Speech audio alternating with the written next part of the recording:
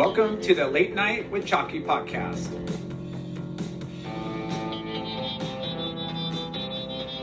Friends and family, brothers and sisters, welcome to the Late Night with Chalky podcast. We're at Board Riders Cafe. Thank you for letting us host our podcast here. Our guest this week, entrepreneur, content creator, workout enthusiast, surfer, outdoorsman, and founder of KAIROS. KAIROS, yes. An artesian blend seasoning company crafted for the outdoor chef, adventurer, and home barbecue connoisseur. We welcome...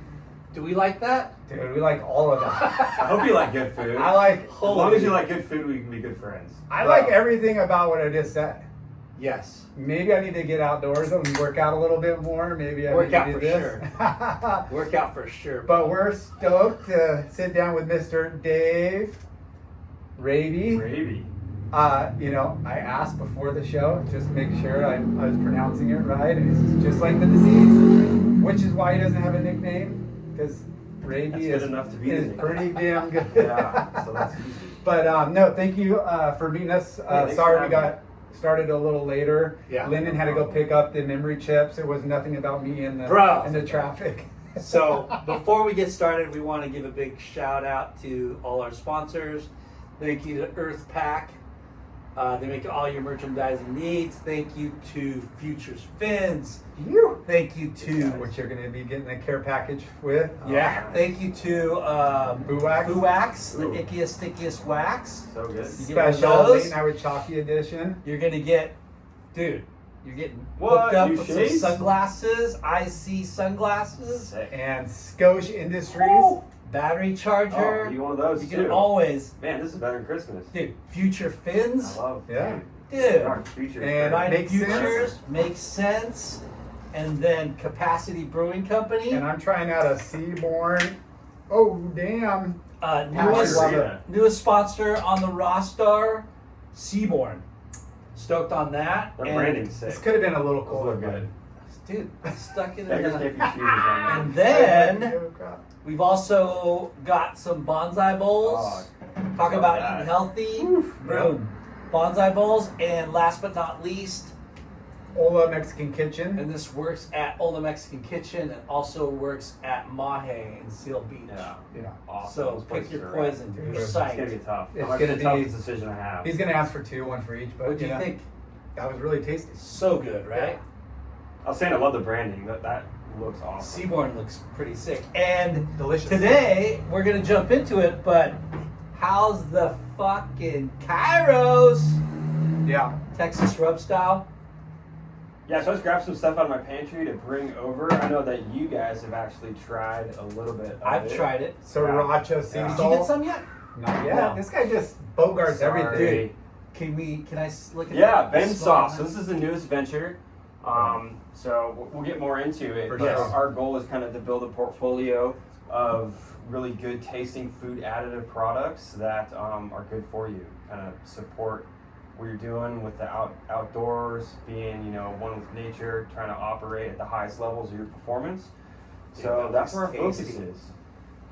That's some dipping sauce, baby. Yeah. Hot honey, that's like this is the move. It'll make We you forget like- about the other guys. Yeah. Spicy. It's one Yeah. of our connections. We eat a lot of Spicy. meat.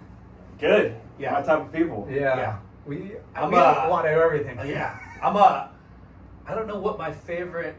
Pork. Yeah. Pork is fucking good. It's really A good. little Yeah. pulled pork. You can't mess it up. Easy to make. Good reheated. Good fresh off the grill. Yeah. So I mean, And dude, I can't stay away from freaking prime rib. Yeah. prime ribs. Dude, good. every time prime rib's on That's the your menu, weakness. Get that in cut. I almost get that every single time, no matter where I The little go. Seasoning Yeah, that's well, left on there you the. go. Yeah. And I never thought Mine I was liked fine. the the horseradish. Yeah. Dude, that is a must. Au jus. Au jus sauce. You cannot eat it without au Yeah. jus. Once you turn 30, you like horseradish and you start drinking tea. Maybe that's it. my Maybe that's my it. kids they trip on everything I eat and all the spices and stuff. I'm like, We're walking my mouth for starts me. watering thinking about like certain stuff. So I met Dave at an event we did for Ola Canvas at Almond Surfboards. Yeah, Almond, great guys. Yeah. Dave, legit. Dave, Ali. Super legend. And somebody was doing hamburgers that day, right? Yeah, we actually did some stuff with North Bridger Bison. And Okay. so that was kind of the reason we got together. Dave's been running this thing, kind of helped me find my tribe here in Costa Mesa. But it's consistently about once a quarter. We were doing it monthly for a bit. But we call it, he calls it Windward Westward Dinners. And so what it is a potluck that allows guys that are interested in their food, hunting, fishing, to kind of bring together, some of the stuff that happened to harvest over the past, few weeks, sometimes same day. Share story, enjoy good food together, right? Windward, Westward. Yeah, That's kind of cool. yeah, it's great. That's really So sounds. Why weren't you there? Why I know. wasn't I there? Come on. we got Dave, We'll make sure you get on the Dave's list. get it. Plural, hook us up. No. Yeah. So- That sounds cool because everybody's into that stuff. It's just how do you get everybody to meet? Yeah, to connect over Connect. it. Yeah. That his spot is pretty cool too. It's kind of Oh, it's so good. yeah. Yeah. It's like off the beaten path a little bit, and it's sick because the building he's in, it looks like an old like house, Yeah. and then he's got a cool little front lawn and then picnic table and a little hangout. Yeah. Yeah. It's a cool spot If you to haven't be. been there, you gotta check it out because not only do they make like great boards. Well, this isn't about almond All surf right, shop, sorry, I surfboards. was trying to give Dave his flowers. No, we Dave, love Dave. We have him on the Rabe, show. before we get into the business venture, let's talk about where you came from and how you found surfing. Yeah, where I grew up. So I grew up in a small town outside of Seattle, close to the slopes. So I can't throw a football, but spent quite a bit of time, competing in snowboarding, riding motocross. Anything that goes fast is dangerous. I'm into.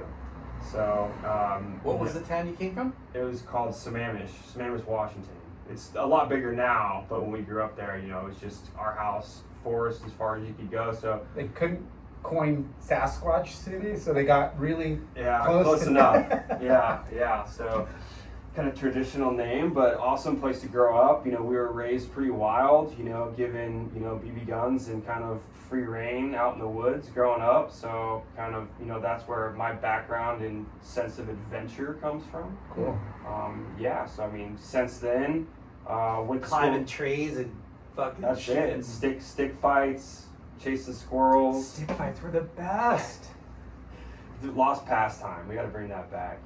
Yeah, But torture. yeah, and so led me to So were you born in in the Northwest? Yeah. Yeah. We moved around a bit, but landed there. Spent most of my teenage years up there. So organized sports or just more the Played soccer when I was young, but I mean, it was just a different culture Yeah. up there. So we'd spend, a lot of time skiing and snowboarding. So, we had a ski bus. So ski bus showed up, Saturday, Sunday, and we'd walk to the school, hop on the ski bus and go up. And it was close enough that our parents could run us up there like after school. And so that was just our thing. We loved it. And that's what we got into, How many siblings you got? I got one brother. Yep. So Older, younger? younger brother. Okay. Sort of into the same stuff, not as like intense as I got into it, but he was always tagging along and loved to do the stuff. And so So skiing? yep, skiing and snowboarding. Okay. Yeah, so I can do a bit of both. Kind of in that piece, and then motorcycles in teenage years. Kind of spent a lot of time racing and riding, that sort of stuff. Yeah. Like racing competition? Yep. Okay. Dang. How were you? No, I wasn't that good. Yeah. I had a lot of fun. But there's tracks out there where you could not have to travel so far. or- Yeah, lots of motocross, lots of BMX, mountain biking. So anything on two wheels, I have a passion for. I mean, a lot of trips that we've spent riding Harleys across the U.S. Dang. Goal of mine's like to hit every state. Probably about halfway there at this point. Wow. Kids now, so no bikes in the garage, but we're kind of getting back into the moto stuff, and so that's kind of probably the next focus for the fams to kind of get back into that. What was the skiers versus snowboard? vibe? So it was like in the 90s, so there was a bit of that, Yeah, but it was for just kind of like same time Burton explosion, and it was just everyone was accepting. So I mean, I've been in it so long where it was like everyone was converting to snowboarding. If And you were all- if you were then that That younger is second true. generation. Yeah, skiing. yeah. It was really rare to see like kids my age on skis. I Yeah. mean, there's some probably traditionalist parents that force it upon their kids, but it was you a know, boom. Yeah, and so from that, I crossed back over to skiing later in life, but I love both just as much. It's hard to pick one or the other. Yeah. Yeah. I bring that up because there was like beef between the two. Oh yeah, for right? sure, for sure. And There's still a bit of it. and it's cool because it's crazy because the kids, the teenagers these days, they ski Yeah. more than they snowboard. Yeah, so it's really Yeah. transitioning back over, which is kind of funny. There was this kid that used to work at Caton, and we sponsored him for surfing. And then I started following him, and I saw him skiing, Yeah. and he's fucking gnarly. Yeah. He goes big Dude, on some of the skis, kids are so good. Yeah. now. big, huge backflips, Yeah. like, and I'm just like, whoa. That's why I was watching how big they're they go. skiing? Yeah. And yeah, it's funny, it's gotten so old that now it's the old guys' sport, right? Yeah. And skiing is cooler. It's the new thing. But It's pretty split, but it definitely has come back. yeah, I Yeah. mean, I grew up skiing. Snowboarding wasn't a thing until I was probably 13, 14. Yeah. And then it was really raw and like couldn't do it. Not all the mountains were open. And my dad skied. And he's like, "Why would you do that?" He was a surfer. I'm like, "You don't want to carve?" He's like, I point the skis down. I could go twice as fast as you can on that thing. And I'm like, yeah, that's a point. You can go faster, but I don't know. I like to carve. and your dad's a charger, though. Yeah, no, for sure. But that, we grew skiing. He's, and it was he's like, a fucking He-Man. but it was straight like aggro. Yeah. Like how fast can you get down? He's no nonsense. No, it was tough. So Shitty kid gear and What- tickets was 8:30 to 4:30 yeah, Bell to bell. all day. baby. You can't get off the mountain early. I get it. No. It's money. Yeah, you just sit money. But next money. to the car. Yeah, you're Sit cold. next to the car. Yeah. And the That's why I love the equipment was mountain so much. Yeah. So bad back then, right? Yeah. Like you wore denim and fucking sprayed them. Oh yeah, Without a yeah. Scotch guard? Yeah, the gear was terrible, Yeah. but So whatever. Dave, you life you're in the mountains or Yeah, was that in the mountains. Okay. Yeah. Because And- Seattle, and then outside of that, it's pretty rural, like for the most Yeah, it part. gets real pretty quick. I mean, Yeah. it was like the line from the sprawl was before where we grew up, but since past that and gone even like, miles and miles past that. So, I mean, it's all track homes now, but we had the forest and the farms to run around in and we were kids out there. What business was your parents in? My dad's in sales, and so he grew up surfing in Seal Beach. Shut the front door. And so I always had this connection to Southern California. I'm always like, I gotta get back there, because I always like, come down here and see the kids surfing. I'm like, dude, I want to be those kids. Like, they get to run to the beach and surf all day. He grew up in Seal? Yeah. No way. Yeah. Wow. So they left before I was born. So I was born up there. So he's been in different sales positions over the years, but we grew up in Seattle, but we always come down here for vacation, and I was just like drawn to like Huntington Beach. So I remember like when I was 18 years old, we took a road trip down here, and I'm like, I have to find a way to live here. Like, I don't care if it's applying for the Jamba Juice, like I'm gonna get a job and live here. Like, I want to surf. And so it was like just this like passion inside of me that I know I needed to do. I love board sports, love skateboarding, never that good at it, but snowboarding I love. And anything like outdoors, I've just been passionate about. You're like, wow, there's actually a sun down here too. Yeah, No, yeah. just kidding. So I grew up outside Seattle, and then I needed to dry out. My parents tricked me into going to Arizona for college, so lived out there for a bit. What a total flip of what an opposite difference of No trees, flat ground. No trees, flat ground. Dry heat. I showed up in August and it was like 105 degrees. I'd never been there before, and I'm like, this is a joke, right? There's no way it's like this hot like all day long. So talk to us about growing up in the woods. It's because we don't really talk to very many people that grow up in the woods. Yeah. Like snow. Yeah. Fucking like Like serious. real season. Snow's awesome, but I love being in the snow in the mountains, like shoveling it in the driveway. It's Like the visit that snow. sucks. That's- Yeah, I like the snow's visit awesome. snow. I don't want to live in it. But when you're in it like every day, because you can go play in it, but then you're wet and it takes you like 15 minutes to find the boots and the mittens and like all this other stuff to finally like get outside to go play. Then you can't do it that often. But it's interesting because that's living in Southern California now for like 15 years. You don't really appreciate the seasons. Like right now, summer. Everyone across the nation is like so upset that summer is over. Yeah. Like, oh, it just means I got to throw a hoodie in the back of the truck just in case it gets cold. Like that's Just the in only case. change It's to a us. few degrees. Yeah, and but less daylight. but you really feel like spending time like in the Northwest when you have a lot of rain. You really feel like summer's earned, so you have like the most of it and like get after it. But you also figure out like rain jackets, like rain's not going to stop me from going to go do something, right? So I mean, if it was, you just get used to it. yeah. So I mean, if it was raining, in the fall or the spring, we were building BMX trails or mountain bike trails, like that's when you dig, right? Yeah. You dig all spring during the rain so that you can ride all summer. We're sales reps and we drive a lot, and it's like storm watch Doppler 8000 plus HD says there's going to be this storm. Like they aspirate all the how crazy it is, and it just the roads are so bad. So I'm like, cool, I'm just working from home now. Today, I don't want to drive on the roads when there's that many people, but we get programmed like it's going to sprinkle, but they make it seem like it's going to be this, and it does rain hard here. And it doesn't, I'm not. It's crazy because we can, like you said, throw a hoodie in the car, right? Yeah. Like, we don't have to really change our wardrobe, our winter wardrobe. Like, if you really think about it, we're so blessed that we don't have to think about, oh shit, I gotta wear my rain boots. Yeah. Or I gotta wear my, winter denim or frickin'. Yeah. I always forget though, because then I'll like go travel someplace and I just Yeah. I don't ever look at what the weather's gonna be, and I show up and I'm like, Oh, oh shit. man, it's like cold. Yeah. Like, I gotta go buy a jacket.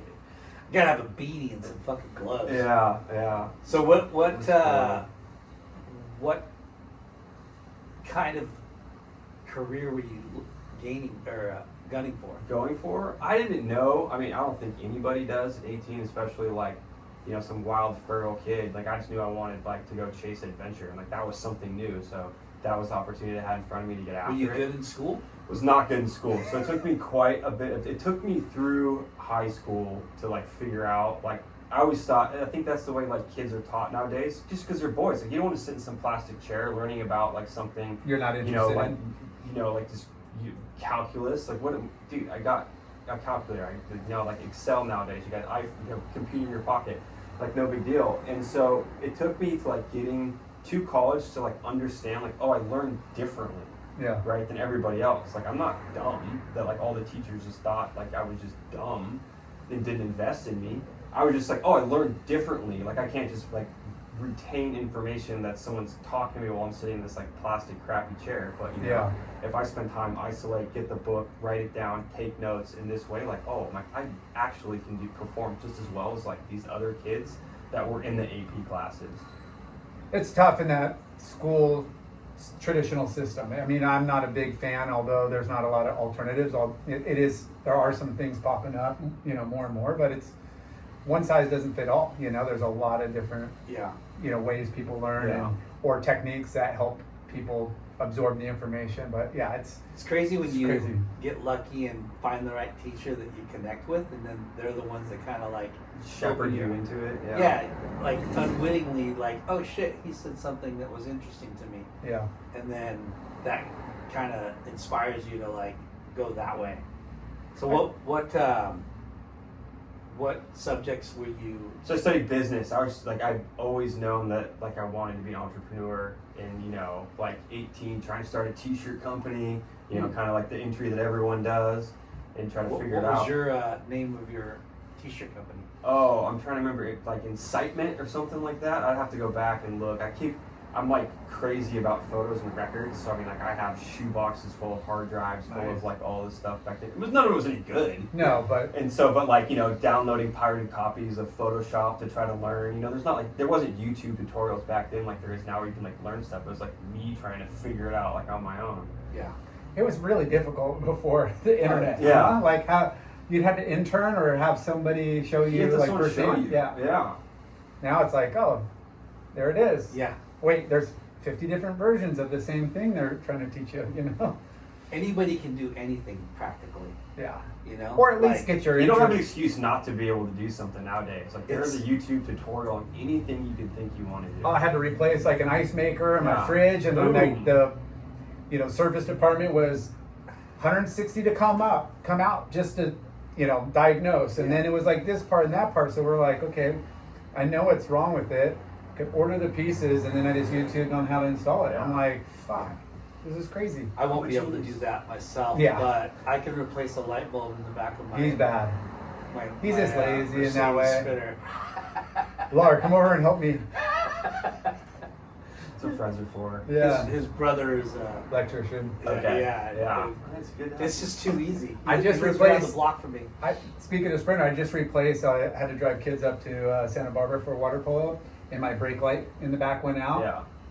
And then light bulbs go out, and the fans are easy to like work on. So unscrew it, pop the thing off, and replace it. And I was just like, man, back in the day, you would have to like Pay some. Yeah, go right. and get Yeah. this like fixed, because you're like, I don't know how to do it.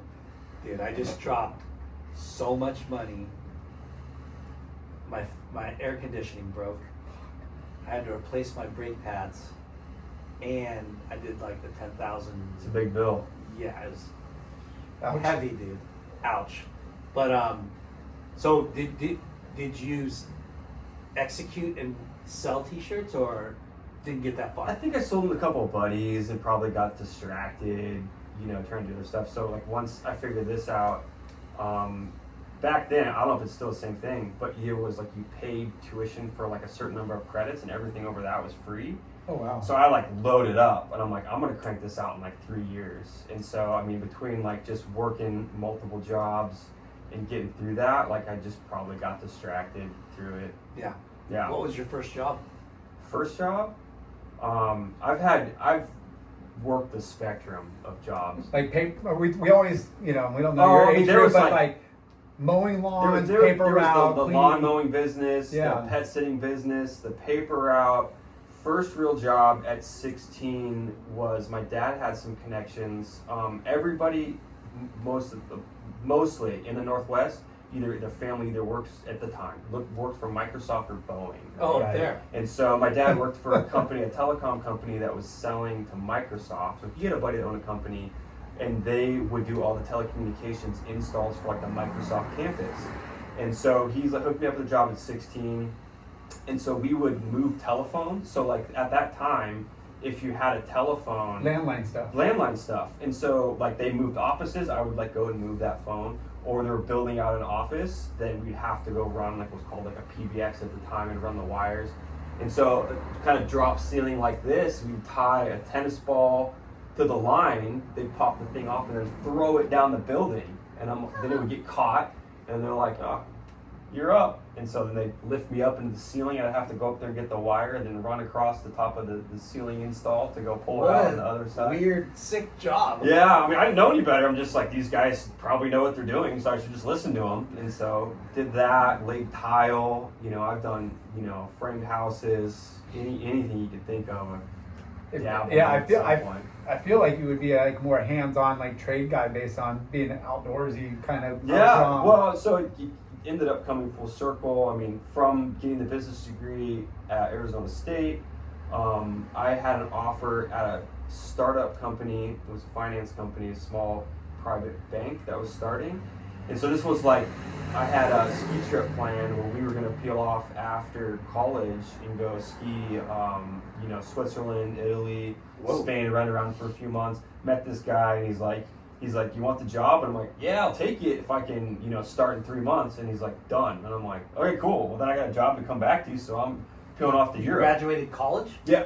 So when I Okay. That was graduated your college. like graduation present, like, hey, go tour Europe. And Yeah. So I mean, we just got a rail pass, and like, luckily, my buddies were from Switzerland, so they spoke German, Swiss German, and we just kind of ran around Switzerland skiing. It kinda makes so much finding- easier finding traveling trouble. when you have somebody that can. Yeah, so we found like all the good spots, and then when we were sleeping on top of barns, and like all kinds of crazy stuff. But that was a super fun trip.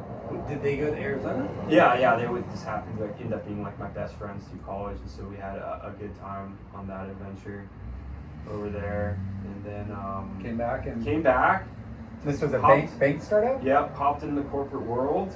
It was a really unique business where we would do small lending to everything from a lot of brands here in Huntington Beach, like probably some of the guys you know from like the old school stuff, kind of earlier 2000s, to other product companies. And so I didn't necessarily love the job itself, but what it did is it gave me exposure to different businesses and the different ways. Where were you? I was in Arizona. Yeah, Okay. so still in Arizona. But they lend to a lot of small businesses. Yeah, because a lot of the companies, they had a lot of connections. Actually, the business was founded by a guy that was from El Segundo, so he had a lot of connections in Southern California.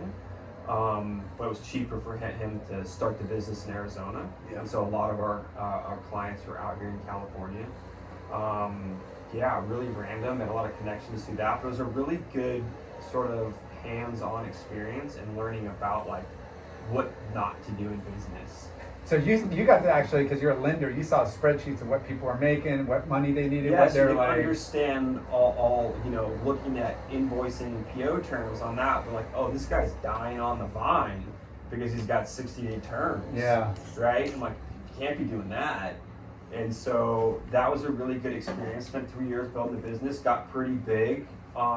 So you're a number crunching. Yep, number crunching guy. Yep. So is that like accounting, CPA style? Oh, but it was because it was a small company, so you had to wear many hats. You have to understand like the accounting, finance, but you also have to do like a little bit of sales, like with it, like working with the people and like helping them understand the products.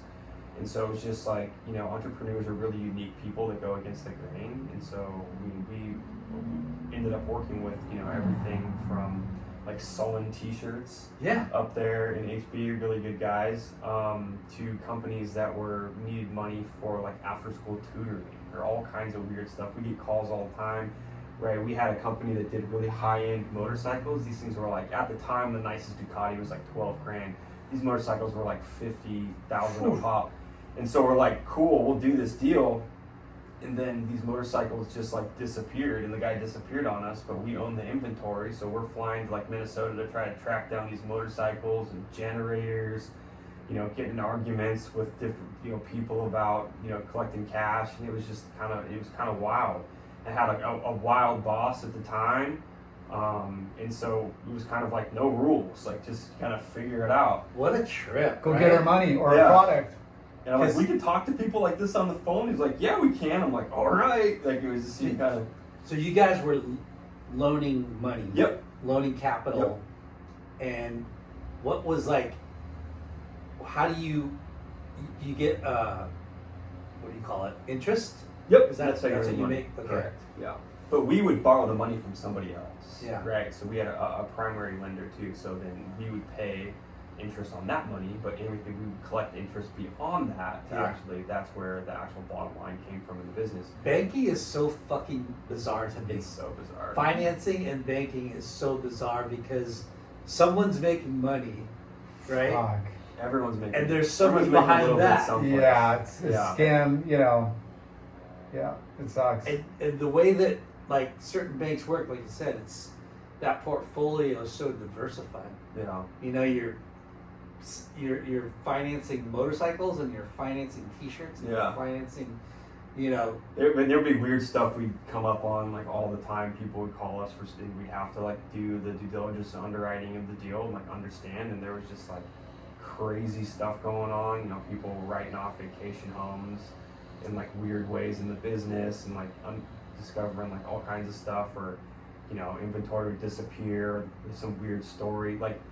It was never, they're not clients to chase. Yeah. That have like these are the guys that kind of like needed weird, lending products and stuff like that we work with.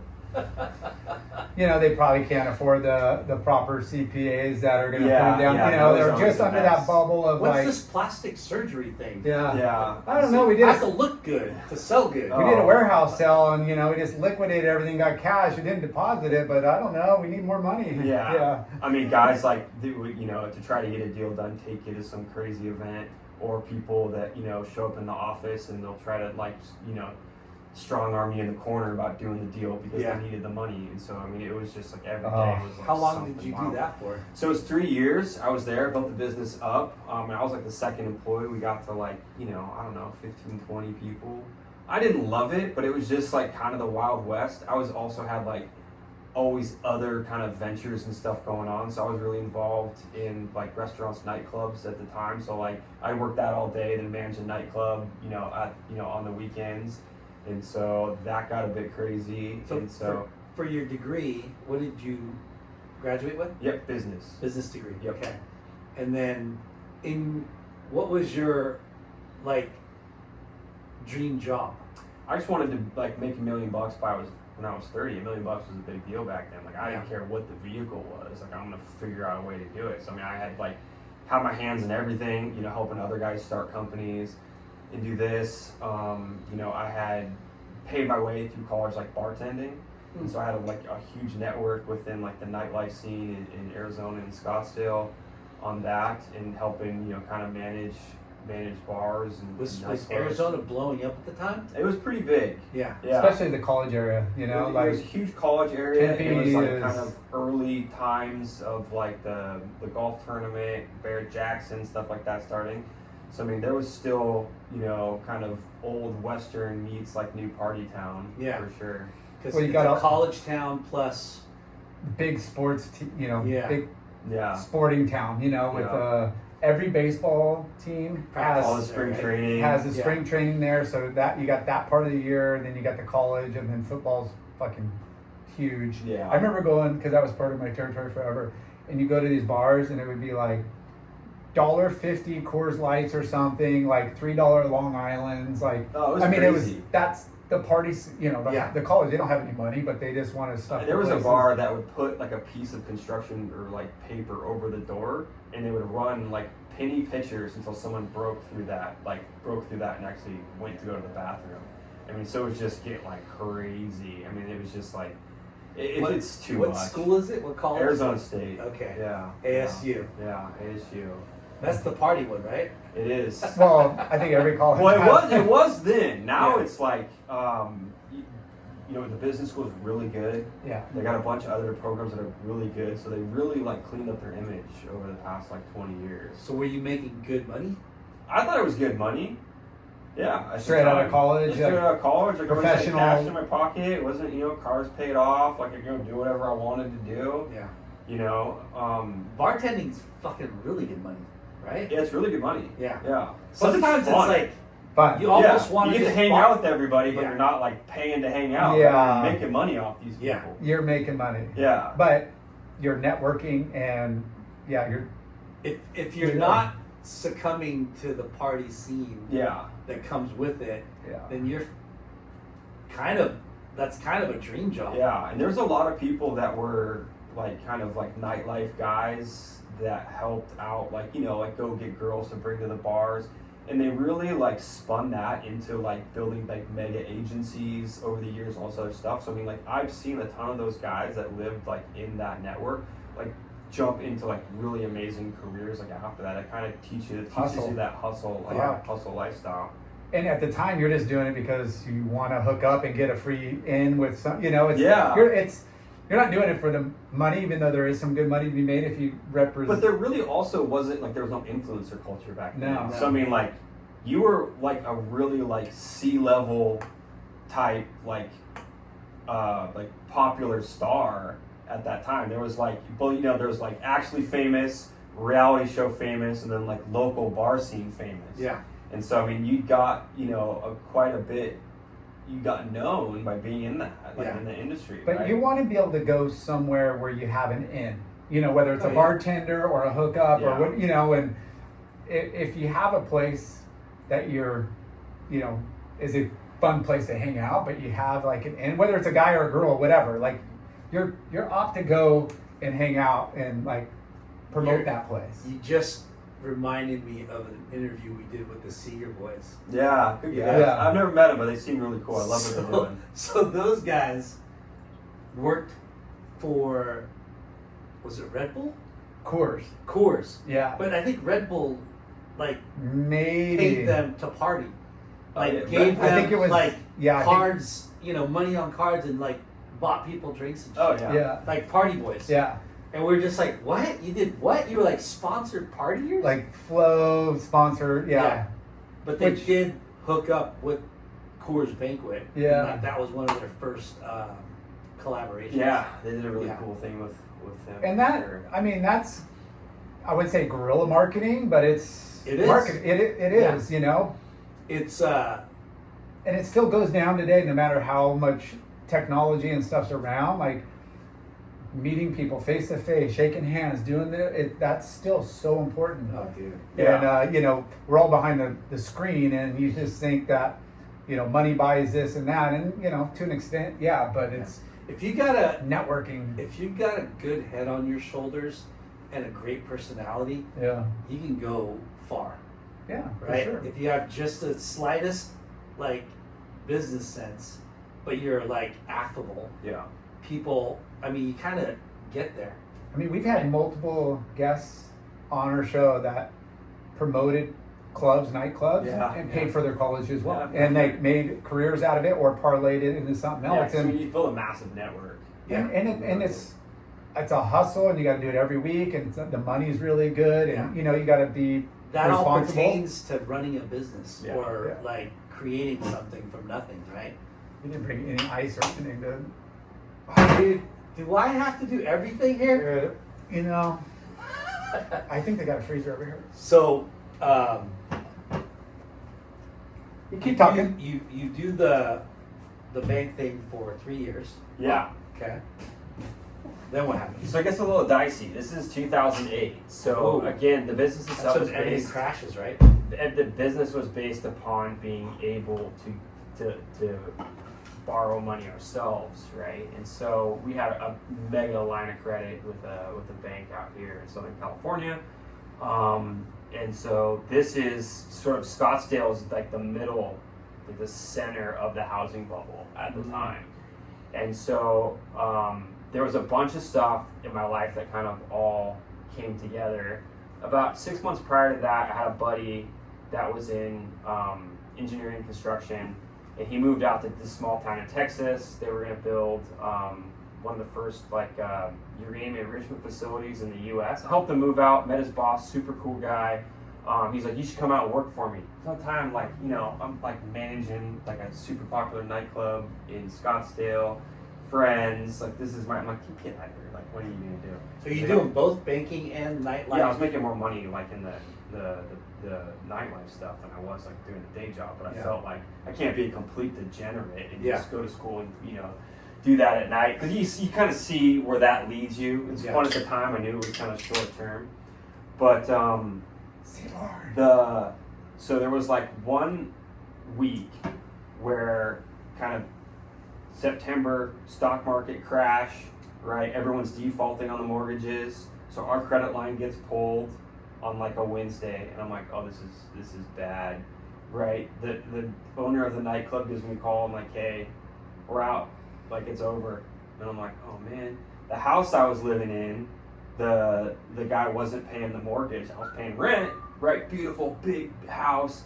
Wasn't so. Then I found out that the bank's coming to take the keys. Oh my god. That weekend, got like break up with the girlfriend, and so like everything is just like whoop, like ending right there. So I called the guy up in Texas, and I'm like, hey man, it's an offer on the table. He's like, couldn't have been better timing. He's like, we just had some major changes.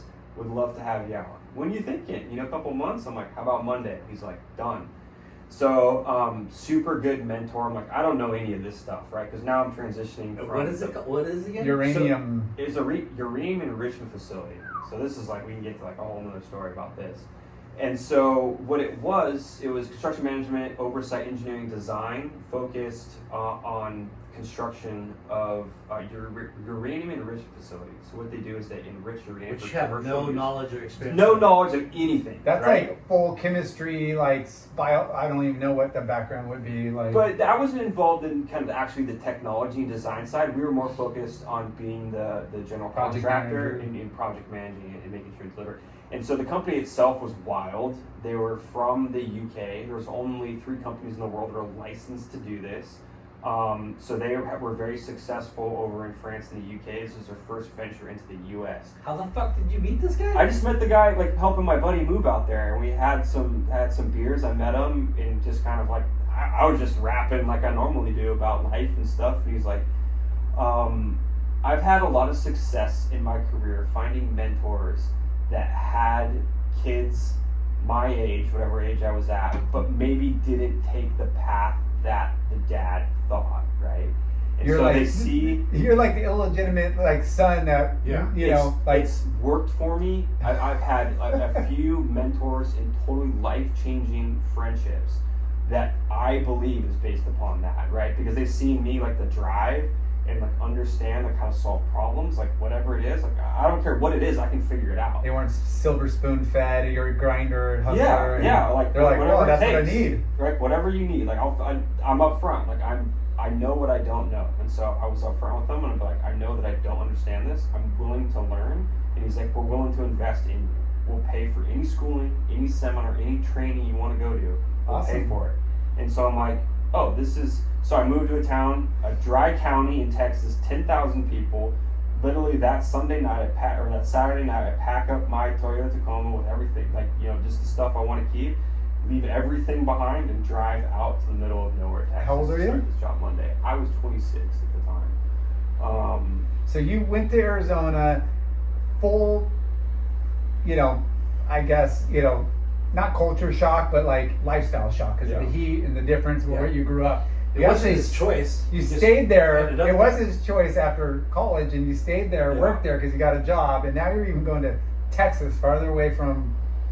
Everything I you knew brought that. up. I knew my buddy that worked there, and I met this guy and spent like an hour with him at a bar one night, and like that's it. Like, I didn't know anybody. I knew I didn't Fucking know anything, Epic. and so I knew it sounded like an adventure, and I made him a deal. I'm like, hey, 2 years reimbursement for any sort of education, any sort of seminar, anything. Like, and he's like, we'll pay for it, done. And so this company was spending money like a trust fund kid Well, that had they- a cocaine habit. They probably had. They're probably making 10. Well, they make crazy. Yeah. The money, the margins on it's insane, right? Because So are they mining? no, they don't mining. They're Enriching. enriching. So the way it works is you're gonna mine the uranium. You're gonna grind it down to refine it to go in. You're gonna then turn it into some sort of. There's two different ways to enrich uranium. There's gas and there's lasers. This is a gas plant. So you heat it up. You spin it through a centrifuge, which separates the uranium molecules. And then from that, you separate it to the enriched uranium. That then goes to a uranium fabrication facility. They'll use that to fabricate fuel rods for the power plants. So they turn the gas back into a solid. Back into a solid through. state, cooling it back down.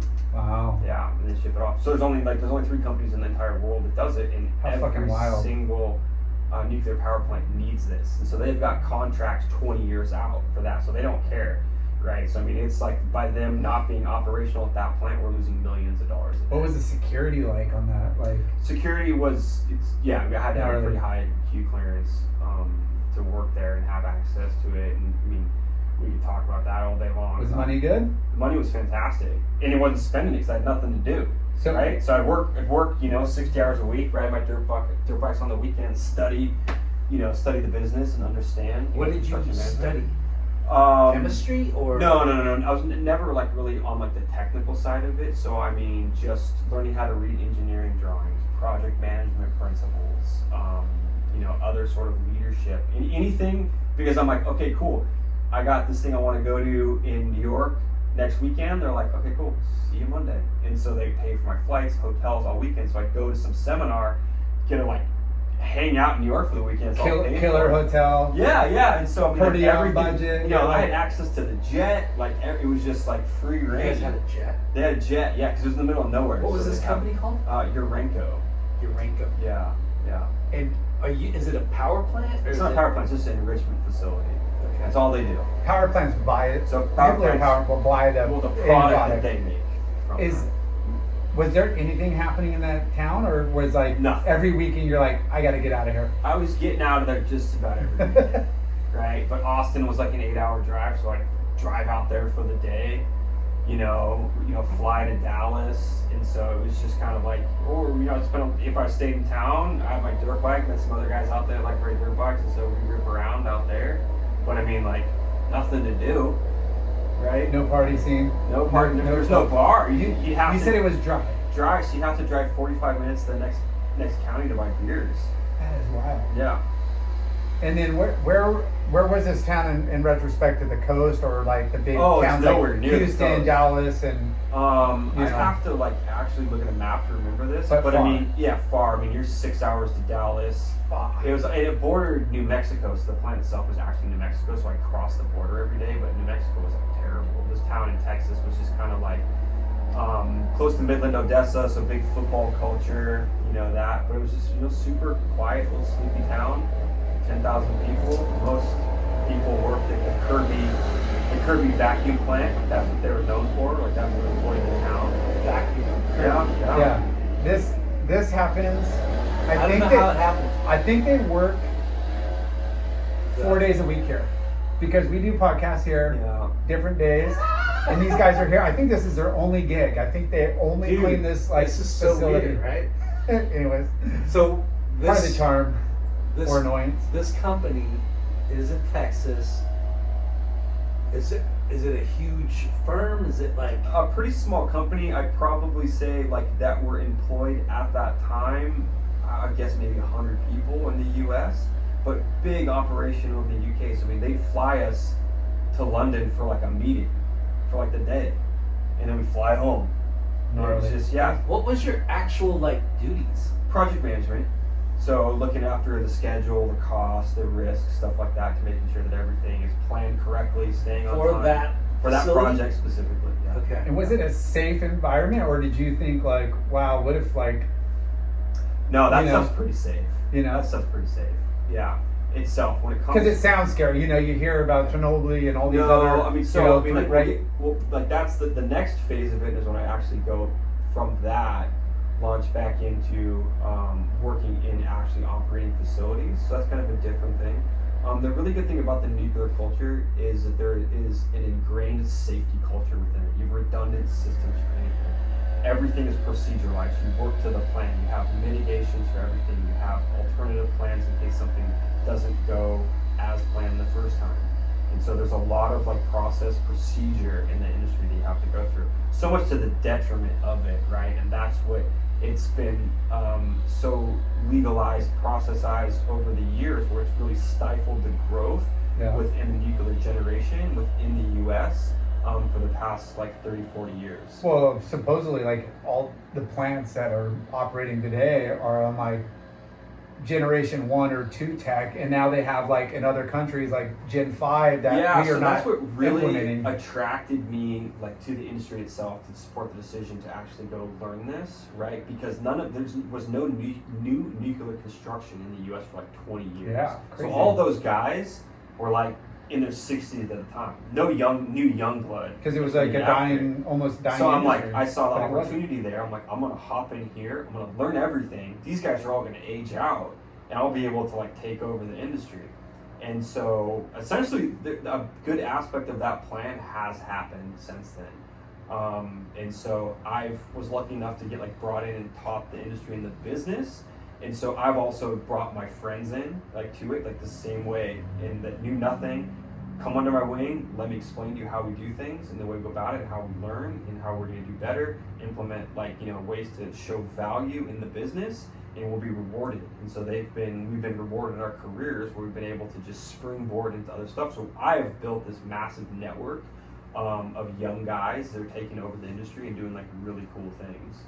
Awesome. Yeah. That's kind of like how it should be, and I think it does happen. We have friends that are like longshoremen. I just brought that up because we had friends, and they were like, "Dude, don't worry, we'll get you in here, and you're gonna have shitty hours and shitty route, or be it firemen, longshoremen, like you want to work with like-minded, cool people, yeah. right? At the end of the day, it's like, dude, I don't want to be in this stuffy environment with people that I can't associate with. Interesting too, because we need clean energy, right?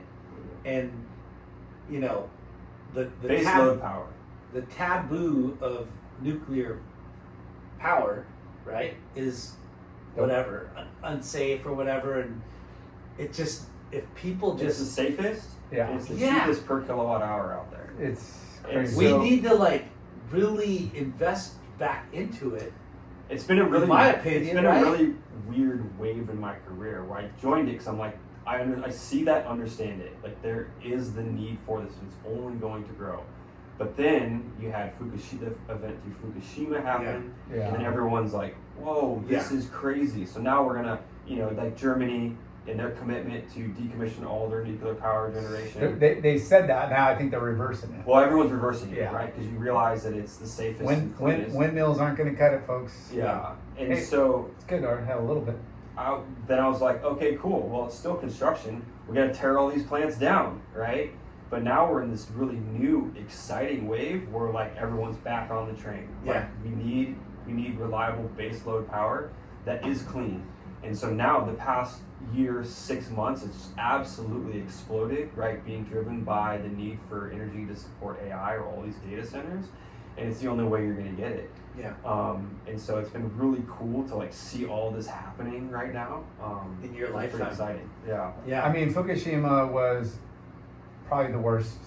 We had You know. two beyond design basis events happen simultaneously. And Yeah. that was just But a devastating earthquake, typhoon, Yeah. tsunami, yeah, and then a crack in a building. yeah. Right? The safety systems originally operated as planned, but they also didn't expect that second beyond design basis event of the tsunami happening and Yeah. all the Yeah. backup diesel That generators. was so crazy. But I think Japan has like 160 like nuclear plants. Really? It's it like I was gonna it ask like how pow- many it, does the it US like have? powers like 70-80% I of used to their know like that number. But we're in the process of decommissioning a lot of them. A lot because of they're crazy fucking things. 50 years old. Well, so most of them are designed for a 20-year lifespan with certain upgrades that you can extend that to 40, and now we're seeing plants go for a 60-year extension beyond that. Crazy. Yeah. But there's again But there's not 70 plants, right? I want to say the number was in the 50s last time I checked in the Yeah. U.S. Yeah. Yeah, Because you only hear or know. I only know of what 3 Mile Island, hmm Mm-hmm. and then San Clemente, the boobs the Boobs, which is that's where Mr. Rabe's works at. That's the day job. yeah. Yeah. Yeah. So it's so interesting because And they're not bringing that back online, right? They're It's not de- being- Unfortunately, we're about 5 years late. So the decision was made to decommission that plant. I think if we were faced with that decision today, it would be a different outcome. A perfect example of that is what we saw at Diablo Canyon. Diablo Canyon was nearing the end of their license, and they made the decision to move into decommissioning of the plant. Well, that was reversed a year or so ago because they realized, oh, if we invest a little bit to bring these systems to refresh them, then we'll be able to operate that plant for another 20 years. And California, more than anybody, needs that base load, consistent power. big time. The power plant we have right here in Huntington. that's not It- nuclear though. No, it's like natural gas or Yeah, oil, it's a but combined cycle gas plant or but whatever. it doesn't even fuel Huntington. It fuels like Corona and Riverside and everything else. Like when shit hits the fan, it's like a backup, or it sends very minimal. That's what I heard. I don't know for sure, but it's like we have to stare at that eyesore, and it does even like bring our bill down, and it's not right here. Yeah. It caters to like a whole nother county. That's but We don't have any benefits from it. no, but I mean, that's a wild industry, and it's I've only watched a few documentaries and shows on it. It's really interesting to hear your take on. Yeah. Yeah, it's just the most complicated way to boil water that man's thought of. That's all it is. Right. Yeah. That's because that's what it does. It heats up water, Heats turns up it into water steam. into steam, pushes a turbine. But there's to the generator. there's some, I don't know, the show I watched is, they're way smaller, back in the day, 2 big reactors, huge, like San Clemente. So now they're like, well, they'll build like a line of like 5 or 6 mini reactors. Yeah, small And modular they're reactors. small modular, they're underground, so when things hit the breaking point or something goes wrong, it gets flooded from above and Yeah, instantly yeah. seals it. It's like crazy, like simple technology that has not like been implemented except maybe in other countries and everywhere else. A lot of other countries are a little bit further ahead. There's Yeah. some amazing designs that are coming out here in the U.S.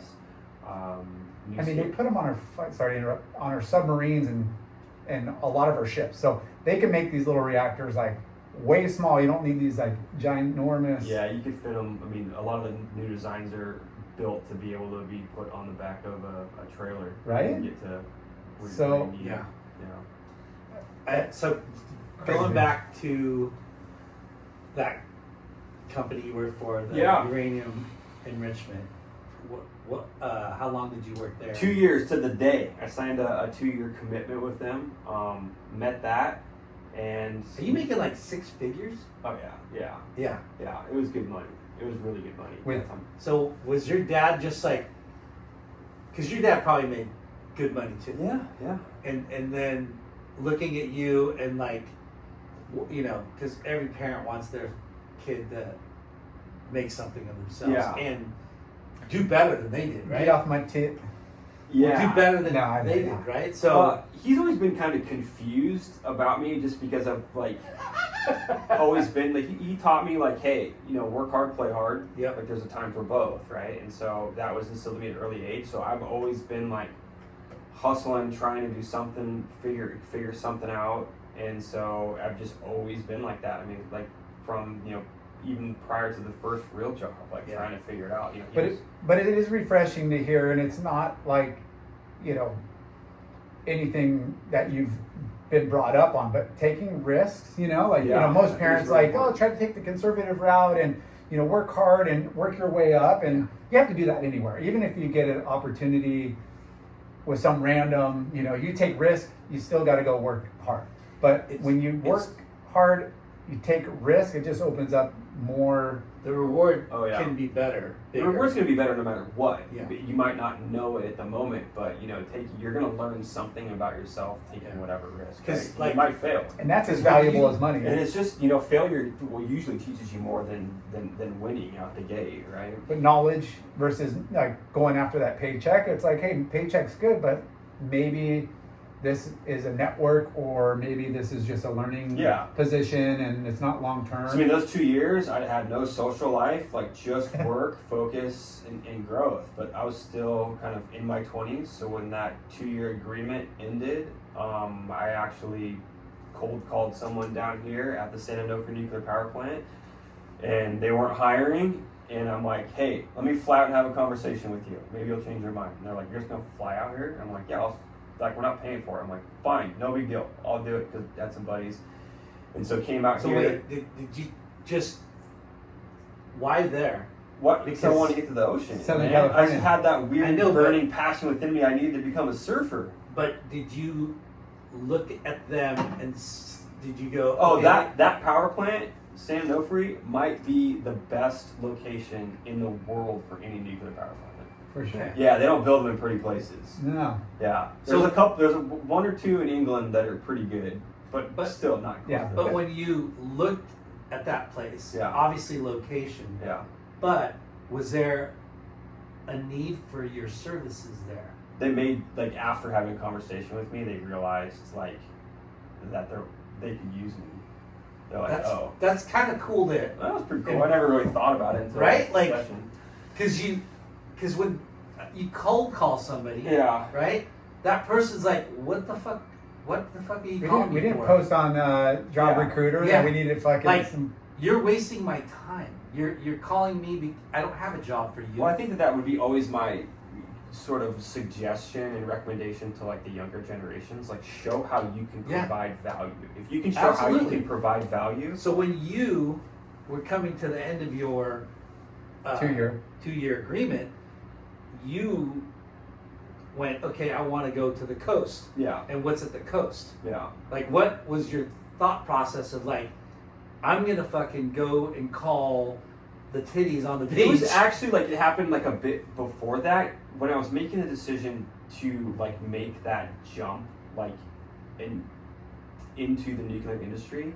I was out here and I was on like a long bike ride where we rode from like LA down to San Diego. I drove past and I'm like, if I'm gonna put my time in 2 years out there, I'm gonna work here at some point. And so 2 years is up, and I knew like that was the goal, so that's what I wanted to do. What was your hook that got him to like go, okay, come out here? Just knowledgeable. Well, just hey, tell me what your current problems are.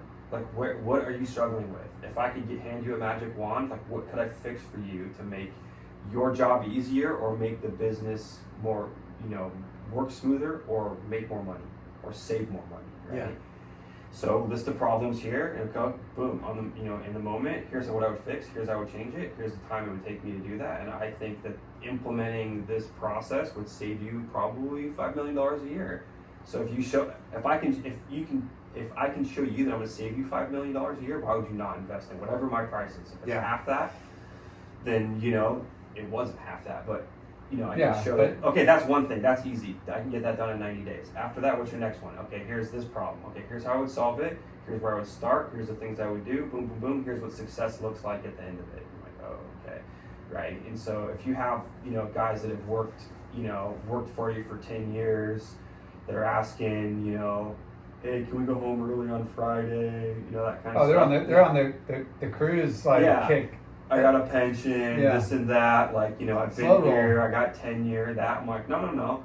I want to come in and I want to transform this business to operate differently, more efficiently. Let's get more done and spend less money and make more money. That's always been like. Where was the plant at when you were at this transition of pitching this? So the plant at that point in time was operational. I worked there for the last cycle when it was operational. So the way that most designs work here in these designs in the US is you'll operate anywhere from like 24 hours a day from like 20 to 22 months. You take it offline and do all the maintenance within like a 30-day window. So you bring in like thousands of electricians, iron workers, to do all the stuff, fix all the problems in like 30 days. Is that wear and tear that heavy on those places? Or it's just precaution? You're still going to have valves that have salt water running through it 24 hours a day. So you need to like take those out, refurbish them, and replace it. And you're going to do your capital intensive programs during that time. Let's say that there's something that's beyond just the valve that you replace every cycle. There might be some other upgrade, computer system you're going to install, steam generator upgrades and stuff like that you'll also do during that time frame. So you're literally like on the parking lot ready for them to open the breakers. It's go time. And every minute is planned during that, right? Because a typical reactor at that time was generating about $1 million a day in revenue, right? So $1 million a day that you're losing is not down. So every minute is critical. You have a team of people that's making sure everything's getting done like down to the minute. It's wild because, again, you come from this industry, right? Uranium enrichment. You have no idea how a nuclear power. There was a lot of commonalities in sort of the governing body of the Nuclear Regulatory Commission, process, procedures, safety, stuff like that. That was close to it. It's still like in the same family, and so it was having that background, like that was the foot in the door on the call, like, hey, I'm young and I understand like the regulation, and so that's kind of like there's quite a learning process with that, like how to, because it's the way that you went at it, right? Cold called, and you luckily got a guy that was willing to listen, right? Because when you think about these places, right, they're fucking stuck in their ways, right? Yeah. And they don't want a let an outsider in. Yeah, a disruptor to go, like you said, everyone's like union. They're stuck in their ways. Yeah, they're for sure. They're on their pension. They're just like watching the clock tick, right? So for you to get really lucky, but then also like open that door for yourself is impressive, right? Yeah. Like you go, what's your problem? I can fix it. Yeah. What are some of the things that you think need efficiency or whatever, and then because like that's scary, right? When somebody says, when you go to somebody and go, hey, what's your problem? let me help you figure it out. Yeah. And then they tell it to you, and you're like, what the fuck? Like, was there anything that you went, oh shit, I don't know. No, anything because about every business is gonna have problems, but you can decompose that problem into like small fixes that results in the big solution, whatever it is. And it's just one day at a time, one conversation, one email, one kind of opening something to look at, read. Here's what it says. Okay, how can we fix that, improve that? What are the regulations I can work within to do And that's that? where your probably angle was, is because there's a lot of Hey, there's great. no YouTube fucking Well, I mean, there's tutorials on that. no for sure, but there's tons of big industries and big projects where project managers are. I mean, the backbone of the process, but understanding the regulatory side of it, where that's where you came from, which probably had your I've worked. There's nobody's cold calling like, I manage this like property, building, construction. Yeah. You're like, dude, I'm at the shit you have is what I fucking babysit over here. Yeah. So the that's just So hyping you up, but that regulatory side. So that every 22 months, is that company, or is that regulatory, or is it a combination? It's more design. Design. Yeah, so the plants are meant to operate 24 hours a day, 7 days a week for some period. Everyone's got a little bit of a different design, so it could be anywhere between 18 and 24 months. But then you run it for that, you take it offline, and then you go into implementing any of the projects that need to take in place during that time, and you refuel the reactor during that time. So what happened with their decommission, because it just ran its course, it aged out, or was there an issue with the design? Could you say? I prefer not to really get into that piece here. Okay. You can read about it online if you can. It was just a series of unfortunate events that led to the decision to decommission the plant. Yeah. Yeah. And so how long is that process going to take? The decommissioning of it, it's going to be in phases. So one of the pieces that would be important to highlight in this explanation is that you have fuel that has its life in the reactor, right? A couple different cycles, you're going to move it around. You're going to take the oldest amount of fuel, like 1/3 of it, you're going to put it in a spent fuel pool.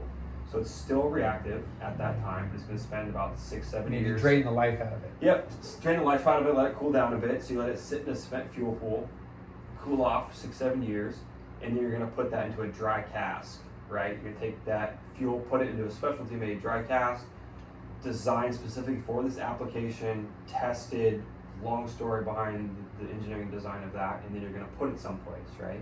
You're going to put it in a storage facility on site. More to that story later on. But so all that fuel is going to be stored on site. So the phase that we're in right now is phase 2 of decommissioning, where we're going to take down all the buildings, and everything is going to be at the end of this phase, which we're targeting in 2029, will be just the independent spent fuel storage area. It's going to stay there, and so that will stay there until there's a licensed facility for that to be shipped off-site to, and then we'll come back and finish the decommissioning in the final phase of the project and return it to the beach and hand it back over to the Navy, who we lease it from. So 2029. 2029 will be the first phase. We anticipate that fuel sitting there for a few years until the government decides where they want us to ship it. And there's that one mountain range. Well, Yucca Mountain, so that was what the original promise was. So any operational reactor had an agreement with the U.S. government that they would take possession of the spent nuclear fuel at the end of its life cycle. So we spent, I forget what the number was, but billions and billions of dollars building out Yucca Mountain. They came very close to completing that project. The decision was made to not complete it, and it wasn't going to be the final destination. So that's the problem that all power plants in the U.S. face right now, is that they have to store their nuclear fuel on site in a safe configuration until such time that the U.S. government provides a location for it to go. Where did other countries put it? Countries like in Sweden and Finland have deep repositories, so they've dug way far underground to store it there. So, I mean, that's kind of the really cool thing with technology. There's some new reactor designs because there's still material that is able to produce power in those spent fuel rods. And so there can be reactors that are proposed to be designed right now that can actually operate off that fuel. So it's still has value. And So they're trying to develop smaller modular reactors that will run off spent. Which is smart, man. fuel. It's like, why would we Oh, do this? it's the if best still- business model ever, because guess what? As a utility that has that sitting there, I will pay somebody to take that away, and they'll take it happily, right? Because that's going to be their, after construction, be their, primary cost is to acquire that fuel. So you'll pay me to take it? Yeah. So, Pay me, I develop it, now I'm going to have power for X amount of years. Yeah. And so there's a couple of cool companies are looking at technologies where you can reprocess that uranium to be used in other applications. I got a couple bucks, like 3 or 4, if I could donate to some of these startups now. The startup space within the nuclear industry right now is going bonkers, right? Yeah. There's a couple of companies that are currently publicly traded. There's a few SPACs that are converting here shortly, right? Because the demand for baseload power is only growing. And then now this AI boom has happened. People don't know what to do, right? Mm-hmm. So now it's exponentially going to grow over time. So the need for it. So I mean, there's crazy stuff happening where the government's having a couple different companies come and start testing the new designs next year, which is super exciting. So I think there's 7 or 8 companies that have been invited into this test program. We saw the license extension with Diablo Canyon. We've seen other facilities restarting, right, which were decommissioned or on the way to decommissioning that have now had money invested in it to get them operational. So Is there a chance of Sanofi? we're past that chance for those. That's two, what you were saying earlier. For when those it's 2 like- units to ever become operational again, we're pretty close to having all the systems decommissioned from that, which is a shame. My hope is that they'll become interested with this new wave to entertain the idea of using that footprint for small modular reactors. I'm completely disconnected from that. That would be my hope, but we'll see what happens in decisions that the. So, do you meet with other companies? So, who runs the one in Sanofi? Southern California Edison. So Edison. Okay, so Primary owner. primary owner. Do they talk? Is there like a little nuclear all network kinds that it's connects very ingrained, everybody right? across? It's a very close industry, so we are talking to other plants, getting lessons learned on stuff that they're doing. I mean, we were talking to other plants that have been through specific phases of this decommissioning to understand their challenges. We're working together in Spent Fuel Coalition so that we, together with other utilities, can figure out what the best location to move that spent nuclear fuel is. Our goal is to get it out there as soon as possible. We just need cooperation from the government to do so. And what about I feel like the U.S. is kind of behind the ball. We might have the technology, we just can't get it approved for these plants. But Yeah. how do we stand against Germany and Russia, China, Japan, whoever that are the power players in that? China is definitely the power player in the industry. I don't know, I haven't looked at the recent numbers of how many they're bringing online a year, but they have finalized their design and just, manufacturing line, bringing them online to produce power quicker than any others have ever been built in the U.S. Online, but technically advanced, or just bring it online? So they have an AP1000 design that's based on, which is the next generation reactors. You only got 2 of those in the U.S. And so they're all in on the small modular reactors and coming up with their design to deploy those. It's so mind blowing that the new thing is AI, right? Yeah. And it's so mind blowing that everyone is so concerned about powering AI. Yeah. Like, what the why? AI sucks. It takes Right? It does. sucks. They're networking millions of computers simultaneously together as like a search, essentially like a super search engine. I know it's So the energy like is It's very confusing because AI, everyone's trying to come up with their own AI, Yeah. right? Like, and it's like, but well, it's like the internet. You know, you got Google, Yahoo. You got. let me try to finish what I'm trying I to don't say. know what you're saying. It's AI, but everyone's knowledge is going to be the same. Do you know what I mean? Like the results of a certain problem will be the fucking same. It depends on the way that they build the large language model to begin with. In that, I get that new technologies Yeah. can evolve from that. It's just, you know what I mean? It's just so like, So when you think about AI, yeah. you think, what else can it come up with? well, let's. I could break it down real easy. I think. Oh, I don't know. really? Maybe I'm stupid, but if you look at the information that goes into AI, helps it learn and get better. So the one that gets first to market or gets the branding and the well known of like getting First to market. first to market mostly, or they just have really desirable marketing and people feed into it. The more that feed into, if there's 5 AI companies, but like one is dynamically like getting like more of the information, they're going to succeed faster and Yeah. quicker. So it's kind of the race to. Can we compare it to like the internet and the internet providers? 100%. Right? 'Cause Like, where's AOL? Yeah, where is AOL? They were Yeah. first to market. And And then, what was it, the Bing? Bing, Bing's still around. Yahoo. I know, But you know what I mean? Like, the AI thing is so crazy to me that everyone is like talking about it. It's like Bitcoin, right? It's even more. that's another good analogy. Like, how many different cryptocurrencies are there? And there's a Well, lot of sick. knockoffs, but one is Bitcoin is the one. Yeah. Oh, there's 10 others or whatever, maybe 50 others or. What does this have to do with surfing? No, but it's just It's interesting. not going the direction I expected Yeah. tonight. Okay. No, but it's super interesting. Like, Yeah. you know, your line of work is so beyond what we ever talk about, and it's cool. Yeah. It's cool that, you know, we're talking about this because we never And we're going to be talking about it. this eventually. Okay, so we'll go back Yeah. to you and San Onofre. Yeah. You're back to the beach. Back to the beach. So, learn to So, surf. one, Live my life. one real quick thing again. So, Oh my God. Let's go This back. guy- So college. this guy that you talked to, Yeah.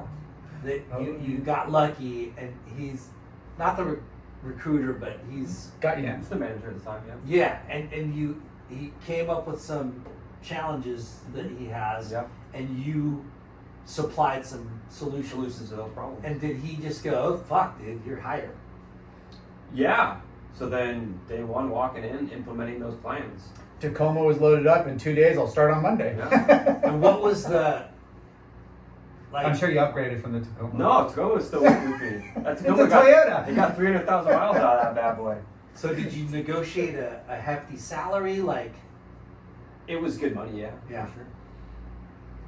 And was it a long-term contract? Yeah, that at the time was still consulting, contracting with them. I eventually ended up going.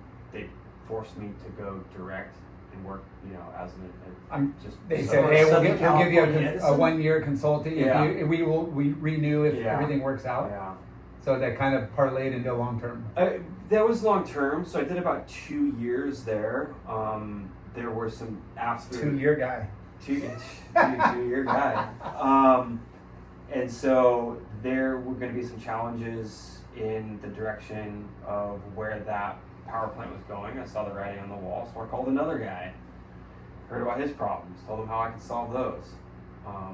They went to a different company and consulted for them for a few years. That was more than 2 years though. Good. so are you not at San O anymore? So then I did a stint at this other company. I'm trying to think it was 4 or 5 years there. Kind of ran its course there. That business got acquired a few different times.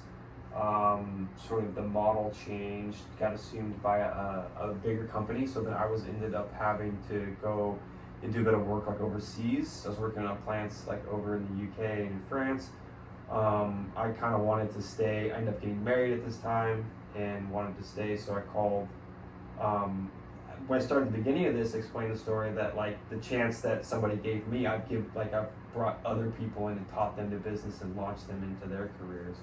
So I had a guy that owed me a favor, and so I'm like, you know what, I want to come back, stay local. And now that it was determined that we were going to proceed with the decommissioning of that plant, called them up and said like, hey, what do you think? Let's run it back and work together and do this one more time. And he's like, done. So then left that company, went back to consult and work for Edison. Nice. Yeah. So you surfed a couple. Let's bring up surf because that's Yeah. kind of the backbone of the story here. But no, your dad grew up in Seal. You'd come down summers. Did you surf as Didn't surf at that time, so I kid? ended up in Boogie Arizona. boarding, just beacher? I don't even know. I think I had a boogie board, but like the idea of it was there, but I was still too young. Yep. And so before I went to Arizona, I came down to Huntington and got like an HSS shirt. And I was like, this is so sick. I love this place. And so like day one of the dorms in Arizona, I'm wearing my HSS shirt and this surfer kid walks in. He's like, hey, you from Huntington? I'm like, no. He's like, I am. And I'm like, sick. We're going to be best friends. And so we became like really good friends through college. What's his name? Zach Ifland. He works Shut the fuck up. Surfing the Nations. Yeah. Yeah. Good buddy of mine. I didn't know he's from Huntington, but we know who he is. Yeah. He's bought a bunch of shit from my garage sales. Oh, Nice. Zach's an absolute legend. Yeah. You gotta have him on. He's got stories. Yeah. Stories His upon dad stories. started surfing the nations, the Christian thing. His father-in-law did. Yeah, Father-in-law Sean did. Bauer. Yeah. An absolute legend. He would be a killer git. I love that guy. Yeah. I have a passion heart for that guy. Every time I'm with him, I have to keep something to write on because he just has like knowledge and quotes drop all the time. But Zach, I think he lives in my track. Really? Yeah. That close? Yeah. He drives an old like Sprinter van. Yeah, the gray one. I think he lives in my track I'll somewhere. connect Somewhere you. close. Yeah. The best guy. Yeah. The What a biggest part. small freaking world. Yeah. So you Because he's got an office next to Bonsai Bowls. Yeah. That's on where they're Placentia? Surfing No. Nations. on Fifth Street. Fifth. Yeah. That awesome. Yeah.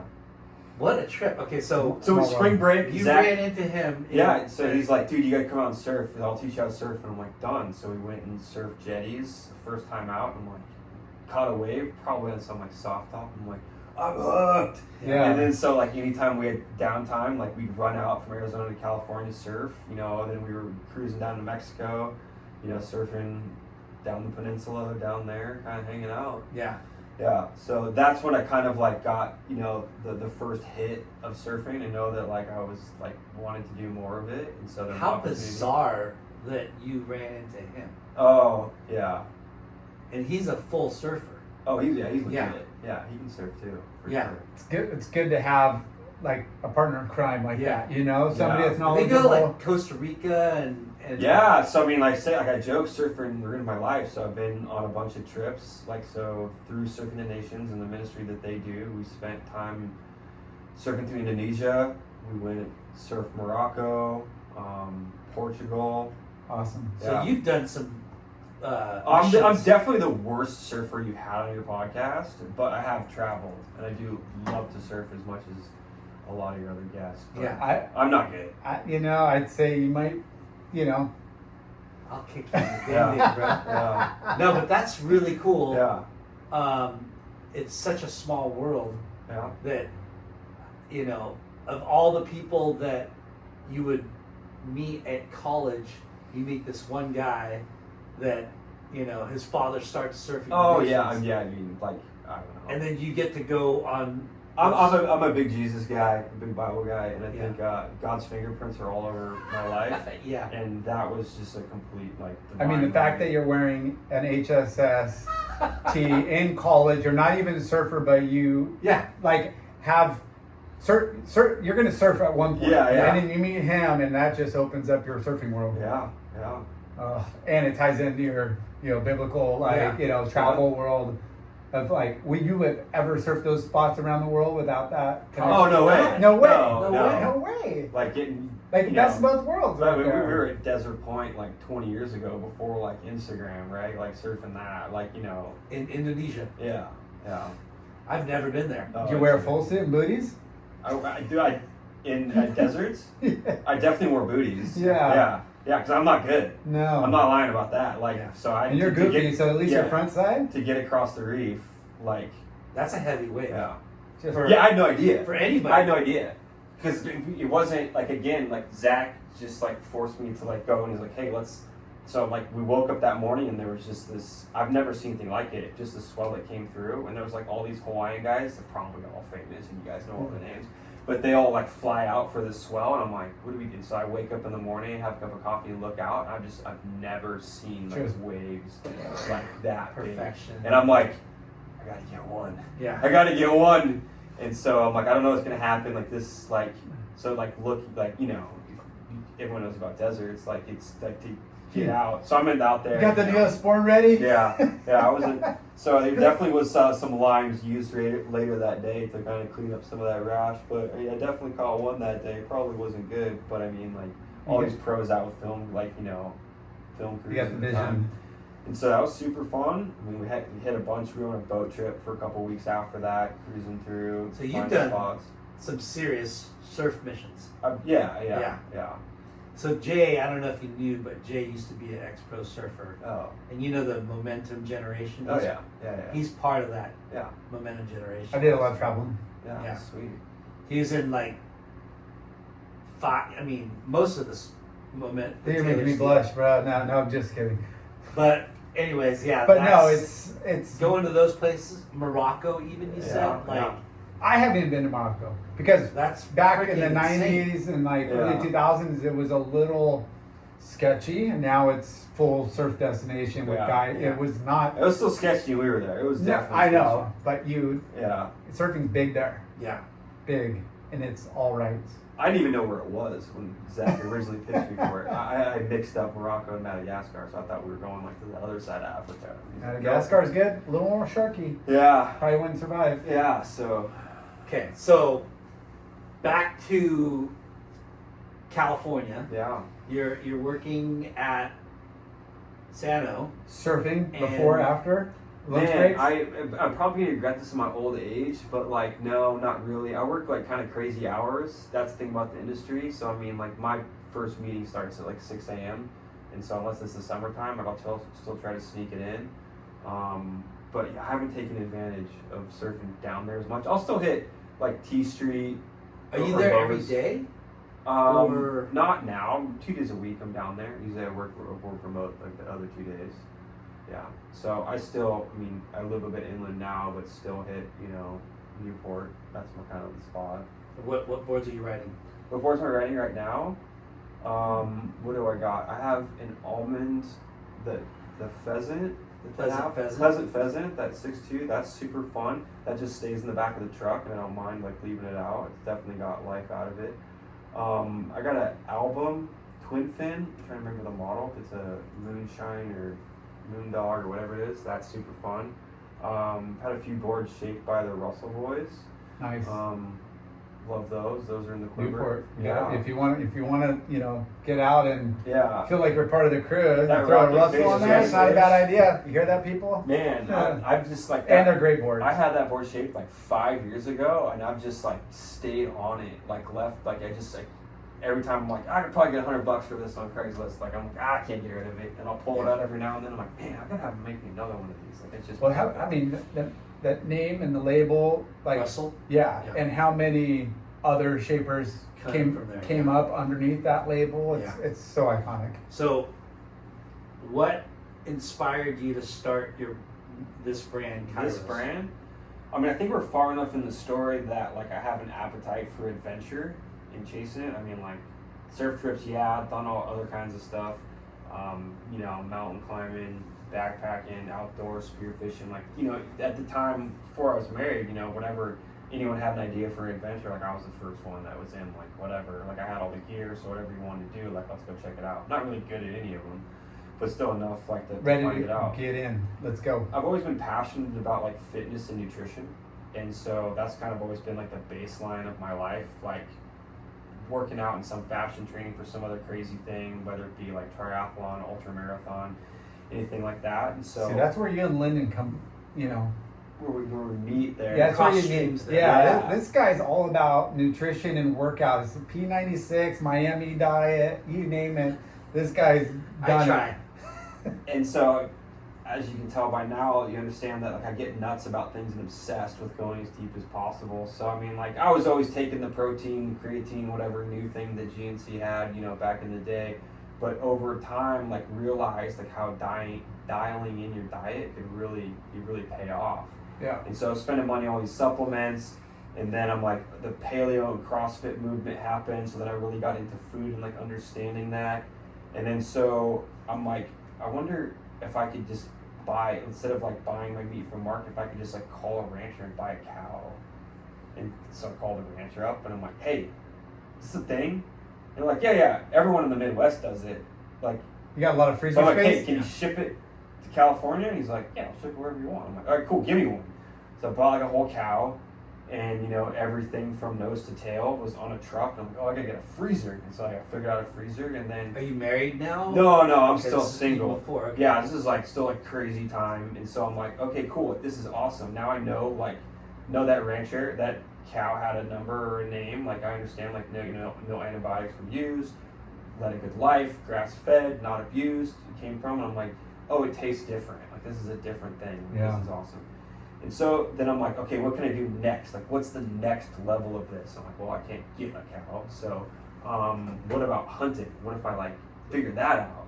So I started on this journey where I didn't come from, spent time fishing, spear fishing, kind of understood all that, shooting sports. That was like my one advantage is like we grew up like spending time, shooting guns, understanding that. And then, so I'm like, I'm gonna go hunting. Well, then like getting into learning about like it's very complex rules, regulations. Every state's different, and so the different bow versus gun, figuring this out, and then most of the Western states, all share. I'm totally generalizing here because every state has a little bit of a nuance to it, but has a tagging system. So there's some places where you can go buy a tag and go hunting, but usually like the populations are really Waiting low. list. And so you get into where applications to get bonus points. Those bonus points get in a pool. So there is a lot of science behind it, where there's biologists that study every unit, understand the animals themselves, and how many of that herd can be supported within that environment there. And so they will establish quotas for it, and then you can apply to those. And so many. Basically, the bonus point gets you your name in a hat, so you don't get chosen the first year. You get a bonus point. Second year, your name goes in twice, right? So some of these units for different species, people wait 25 years for it, Wow. right? So there are certain units, strip in northern Arizona, it's going to take you 25 years of building bonus points before you even have a 1% probability of doing it. But they're What are you world class trying to here. What are you trying to bag? So I was really interested in deer and elk at the time because they tasted good to me, right? And so I spent, reading books, studying maps. Like this was kind of before what I call like the real like Joe Rogan explosion. Like even then the next step of that's COVID explosion, with the younger people wanting to get involved in hunting. For years after that, hunting licenses were on the decline, right? People were worried that it was that the generations were going to end and hunting wasn't going to be able to continue on. But now there's, to my opinion, like too many people wanting to get involved. When you get that selfie next to your kill, though, like you're gonna blow out. I know how. It'll get different types of I'm just reactions. validating on like what you just said. It just blew up because I think social media, fucking fed that. But I also Everything, have a yeah. belief that people are becoming more aware of Oh, what's for in sure. their food. Yeah. And those animals live the most pure life, and that's the most honest into their life. So it was a process. It took 7 years of applying to states, right? Built spreadsheets. I was applying, Utah, Nevada, Arizona, New Mexico, California. And so trying to figure out like where I wanted to go, because you don't really want to put in for a high probability of pulling a tag someplace and just showing up someplace you don't know. Most of the people who are successful hunt like the same unit year after year, understand those animals, have seen them grow, understand their patterns, and that's what allows them to be successful. So just picking a spot, getting a tag in Nevada, showing up, like probability of success, very, very, very low. So after 7 years, my brother and I, we got tags to go to Utah. So we're like, cool, let's go. We read all these books, understand this. We're studying maps, where to go, when, What are you hunting phases. This time at that hunt, we're hunting with rifle, and we were up in chasing deer in a unit in Utah. We never been.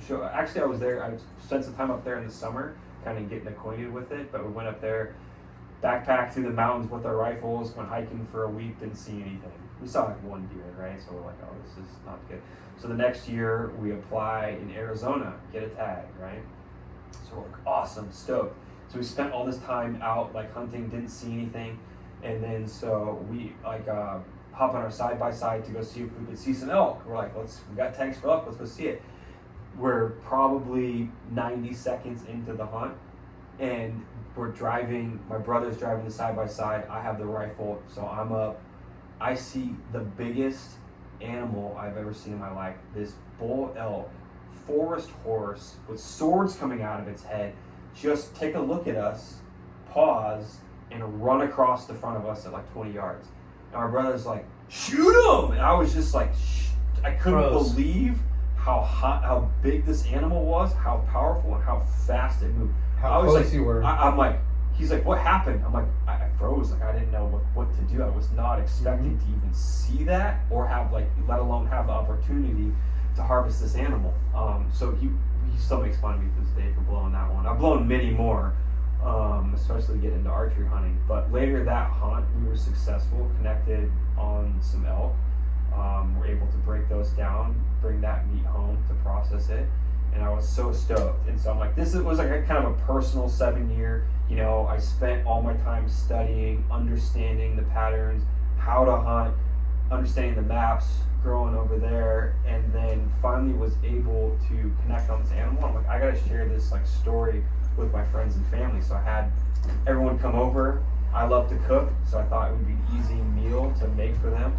And when I went to go cook some back straps for my friends and family, I pulled out the spices that I was going to use it on, saw a lot of scientific ingredients that I didn't recognize in there, and I'm like, what is this stuff? Well, this was just like my passion project for 7 years that ate all my, all my vacation time and everything, and just felt like I wasn't honoring the animal in it, right? Because it was a very personal experience, and I thought that animal deserved to be honored by me, like in that full cycle of life.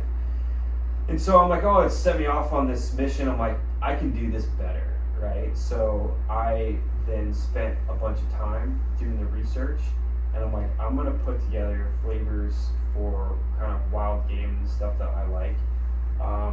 And so I was calling, doing research. Well, Telecherry peppers are the best cherry pepper, they're best peppers in the world. And I'm like, awesome. They're a really unique profile. They let them grow a little bit longer. They're larger and have a very kind of like spicy finish to it. And I'm like, okay, cool. Where can I find the best in the world? And so like, oh, this region in India. So then I'm like calling people in India, locations where I was at, connecting with farmers. Like, hey, can you send me some of that stuff? And he's like, yeah, I guess. Like, I've never like nailed it. So send it to me in California. So then I'm talking to domestic garlic farmers that are organic here in California. Like, hey, can you give me like a pound of this stuff? And he's like, yeah, no problem, send it to you. So I was able to procure all of these different items and kind of build and design the blends like around them. Were you just buying it retail, like, or you would like Some online, or were you? Well, most of it was just like direct connection, like with the people that were growing it, right? Like, I don't want to deal with some middleman that could have like monkey with it. I want a guy that's pay the same. I want to call a guy that's as excited about growing garlic as I am about finding the best garlic, right? And so was able to kind of put all these pieces together, develop the supply chain, develop the blends around them, and just selfishly for myself at the time, right? At the beginning of this, we talked about the windward, westward guys, And so I bring it to give it to those guys too. And like, this is the best stuff I've ever tasted. We gotta have more of it. So I give it to those guys. And someone's like, you should sell it. And I'm like, oh, I didn't even think about that. I'm like, yeah, I should sell it, right? So I've never had any background in e-com. Like, let's figure this out. Like, what's the easiest way to sell this stuff? And so this was even like kind of pre-Shopify blowing up and really understanding that. I'm like, oh, I'm just gonna put it on Etsy. Like, there's other stuff, like people sell like handmade stuff on Etsy. Blew up on Etsy, right? So selling more of it. So what's the origin story for the name? The origin story for the name, so the brand originally started with just me trying to figure it out for myself, right? And I said that one thing I'm world class is in understanding what I don't know and what I'm not good at and finding the right people. So I originally had a brand called Wild Spice Co. And then eventually some turn of events led me to meeting with my now co-founder is Jason. And he's got a background in performance marketing and understands like that side of the business, so I thought it was a good pairing. We couldn't get that name trademarked, so we were looking for another name, trying to figure out like what's cool, what fits it, kind of what tells the story. Which is a big, outside of having good product, is just as important to have like a good logo, good name. Yeah, so I mean, it's best in class product. There's no way it was possible to make anything better than that. And so what we really liked about kind of making food taste good was the experience that came with it, right? And so we were looking through names, and the name KAIROS is Greek for a moment in time, a special, unique moment in time. And I feel that like that's where my passion is behind this. Like, yes, it's the best tasting stuff. You can't find anything better. But really what it is a vehicle to facilitate like spending time with your friends and family and sharing those moments. Because I think those moments in life are like the most, if you look back, dinners with your friends and family are going to be some of the experiences that you cherish most. So if we can help facilitate that in some way, so that name just like the perfect fit of like that special moment in time being that time you share with friends and family, like over story, like enjoying a good meal. Like, I don't think there's anything better than that. Yeah. Hey, our best times is when we do our family barbecues and Lennon whips up his pork chops and stuff. Yeah. Pork chops, steak, all the above. But it's like, I think it's an important. I think everybody can resonate with community. That. Yeah. And like the human experience of sharing a meal with somebody. And people want good product. They want something, and it doesn't matter what it is. Yeah. But when you get associated with good people, good messaging, kind of bring back like the whole picture of, memories and connections. It's a win-win. And it's cool because you're bringing up how this society is waking up to what they're putting in their body. Yeah, I mean, it's just even with the Maha movement and that taking off recently. Yeah. I think it's a reinvigorated piece. I think there are it used to be fringe and kind of a small population that was into this, but I think now we've really seen mass adoption. Yeah. Of people being very interested about the nutrition that fuels their body and like where their food comes from. Yeah. Right. So I mean, I had to call that rancher in Wyoming to get that first beef. But nowadays, I mean, how many farm to market meat delivery companies are there? Butcher Box, Proud Cow, how easy it is, right? I mean, it's awesome. I support that because it's supporting the working man on those farms, but also, it gets the end consumer what they want and making sure that your food is ethically raised. It's not injected with stuff that you don't know about or don't understand or don't need. Yeah. Right. So I think that's important, and I think growing even more. There's been some I'm a big documentary buff, and I'm bringing this up again because we watched some stuff on the beef market or poultry or whatever, and all these ranchers, they get priced out, and it's not just so much them, it's the processing plants. The processing plants kind of dictate, like a lot of the. Let's go back to regulation. Everything, yeah. The regulations what makes it difficult, just like anything else. But we bought a half a cow one time, and it was amazing, but we got a lot of cuts we were unfamiliar with. And we didn't know how to prepare it, and it wasn't part of our normal meal planning, and you know, and there was a lot. I'd say a quarter of the went to cow. No, we ended up using everything, but way more ground beef than that. You know, than the cuts that you were hoping to get. Yeah, So yeah. you got Not just you got strips. everything of the you got your portions, but it was not idealistic based on what our normal eating habits are. Yeah. And that was a little bit of a learning curve. Yeah, for But sure. but I'm all about supporting, you know, those Well, our friend farmers. used to live in Huntington. He has a place in San Luis Obispo. Yeah. And his daughter, when she was going to high school there, she raised a cow in their backyard, and Or then his ended burger. up, you know, Yeah. auctioning it off. Pig. Yeah, a pig and a cow. Oh, and Yeah, but yeah, we, you know, he called us up. It's like, hey, they're gonna quarter the cow pretty soon. You know, you guys want to pull together some money, and we got like half a cow or something. yeah. But It's going cool. back to KAIROS, we love good food, and Yeah. you know, you want a good piece of meat, you want a good piece of steak, and what better than to Pair have it. home cooking, Yeah. right? And what better, you want to like, you buy something that's a little bit more expensive because it is farm to table, Yeah.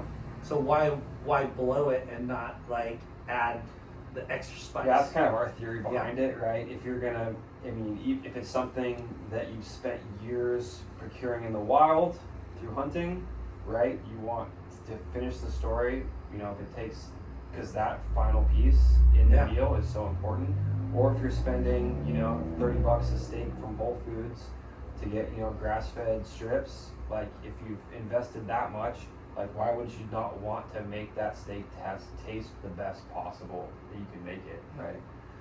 So that's what we think. That's our mission. So you started with what blend first? Like, what was your kind of ideal? Like, this is going to work across my favorite meats, whether it's, you know, venison or beef or, you know, like, yeah, or elk. so or, I was very like specific at the time. I was really into smoking. This was like when everyone was just getting a Traeger, and so I wanted to do kind of a specific timeless twist on like a dry Texas rub. dry rub. Yep. And so that was kind of the one that seemed like the easiest to start with. So I mean, we've branched out from there. We worked with, again, Dave from Almond to develop a game bird blend. So something that's specific to quail and pheasant, that's really unique there. You know, you're never gonna find that anywhere else. I think but it also, like, that was the design of that. But we, you know, it seems to work well with chicken. Everyone loves it. So kind of we get to hit both there.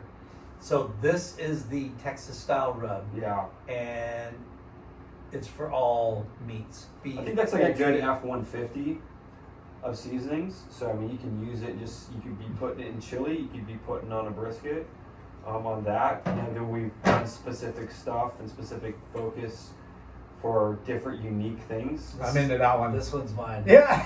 We do a lot of we do a lot of Sriracha. R&D. So Yeah. we have like a list of stuff that we plan to roll out over the next couple of years, and they're kind of ready to go on.